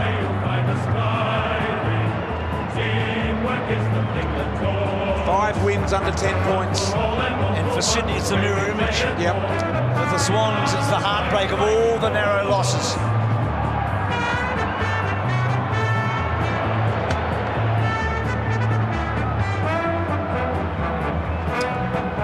It's always the big players that make the big plays. Cyril on such a big stage. Who would have thought he could have hoisted that from 50? Down to you, Jude. Cyril, what a way to celebrate your birthday today, to kick one from outside 50. Unbelievable. Yeah, it was. It was pretty nerve-wracking. Wasn't too confident going back, but somehow went through. And yeah, sort of a miracle kick. That was actually the first score from stoppages for the night for you guys. You preyed on turnover of the Swans all night. Yeah, it was. You know, we just happened to get the ball forward. Lucky I marked it and went back, but you know, it was a hard-fought win. You know, the Swans were very good tonight, and coming up here again. You know, we were in Adelaide last week, and to come here tonight in hostile environment, we did well. What about the influence of Sean Burgoyne? You threw him in the middle late, and he's kicked a couple of goals, and just he was enormous. Oh, definitely. You know, he did it. I think he did it. Last time, kicking a few goals and really stepping up, and you know, that's why they call him Silk, and you know, he played a crucial role in us getting over the line. It really sets your season up now, though. Obviously, 2 games clear on top of the ladder. Yeah, definitely. You know, it didn't matter how we won. We knew if we got the win, and it puts us, I think, a couple of games ahead. Gives us a real confidence boost. You know, for the rest part of the season, we can't really drop off. You know, we've still got Richmond, who in the past have caused us some trouble. So that's going to be another test next week. Fantastic, mate. Congratulations. 2 games clear on the top of the ladder there. There's Alistair Clarkson chatting with the players. We're just going to have a look at the Cyril goal and remind ourselves of how good outside 50 it was. 52 metres out that was. I thought he was just inside. Gee, got there by 2 metres. Yeah. So he's kicked at 55. There've been 14 games this year won by under a goal. Hawthorn have won 4 of them. Yeah. And as he said himself, he said, I didn't think I had the journey in me. I just had to find something extra. And he's such a unique player. I don't think I've ever seen anyone do things like he does. That mark he took tonight, no one else in the league would have been able to take it. And he just finds a way to do extraordinary things. And fitting that that man on screen was the one that did it on his 27th birthday. Let's get down to Jude, who's got Sean Rioli with him. I've got Sean Burgoyne here, Darcy. Just an unbelievable effort. The last quarter, just to put yourself into the middle and just have an enormous influence. Yeah, you know, we predicted a tight game against Sydney. Everyone's like that. You know, so it wasn't anything out of what we didn't expect. So in the last quarter, you know, we were behind. So you got to take the game on.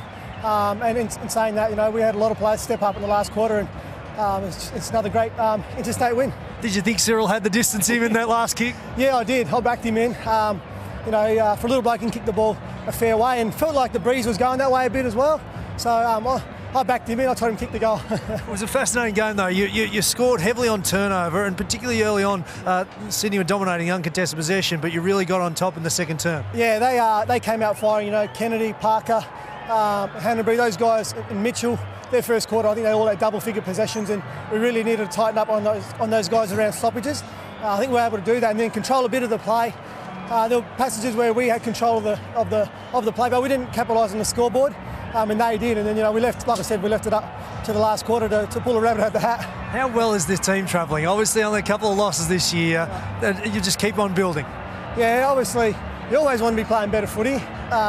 You know, you want to keep building and working towards the end of the year, and that's what we've been able to do. We haven't been able to win by much, but we've just been able to tick the wins along. And first you've got to qualify for finals, and then you reassess. But, you know, we're just ticking along nicely without getting too carried away with where we're at, because we've had a lot of young players come in as well. And it's just good to see that we can get the wins and blood some youngsters as well. And Sammy Mitchell joins you on 300 next week as well. Yeah, obviously champion of the club and champion of the game. And, you know, I'm sure the club are going to celebrate throughout the week. But he'll treat it as a normal week, I think, and the professional player that he is, and you know, we look forward to a big game against Richmond. I think it is on Sunday. Congratulations, Shawnee. Just for the record, 112th time for Sam Mitchell. He's had 30 disposals tonight in those 299 games. Jared Ruffhead there. Ruffy, we saw him earlier tonight, so he'll be thrilled to bits. Burgoyne actually kicked the goal that got them home to the minor premiership at this ground in 2012, Hawthorn, when Sawley sort of iced the cake. It didn't turn out so well for them that year because of the Swans winning the grand final, but you do feel like tonight's a massive blow for Sydney and a huge boost. So 300 next week, Bolts, for this bloke. 112th time he's had 30 disposals in a match. He's a marvel, is Sammy Mitchell. An absolute marvel, Bruce. Sammy, 300 games next week. It's an incredible milestone. Oh, yeah, you're putting it on me pretty quick. I haven't thought about it quite yet. I knew I had to get through this one, and look, I'll enjoy this for a day before I start thinking about that. They're always willing games, the Swans versus the Hawks, aren't they? I wish we had an easy one every now and then. We seem to win up here, they win in Melbourne, but we'll probably see them again later in the year. We asked Shawnee, obviously, did you think Cyril had the distance in him in that last kick? That was 52 metres. I was hoping he did. I wouldn't have been able to kick it that far. I'm glad it was him. I was just hoping for a score, anything to just at least get the 2 points, but he kicked the goal, so we'll take it. The battle around the midfield, obviously Segler and McAvoy on Naismith and Sinclair, it was fascinating there. Yeah, it was their A-grade midfield, aren't they? And they beat us convincingly early in the year, and we probably won the battle a little bit today, so, you know, bigger games to come. Good luck next week, mate. Congratulations. Thursday night footy on Fox, thanks to UltraTune.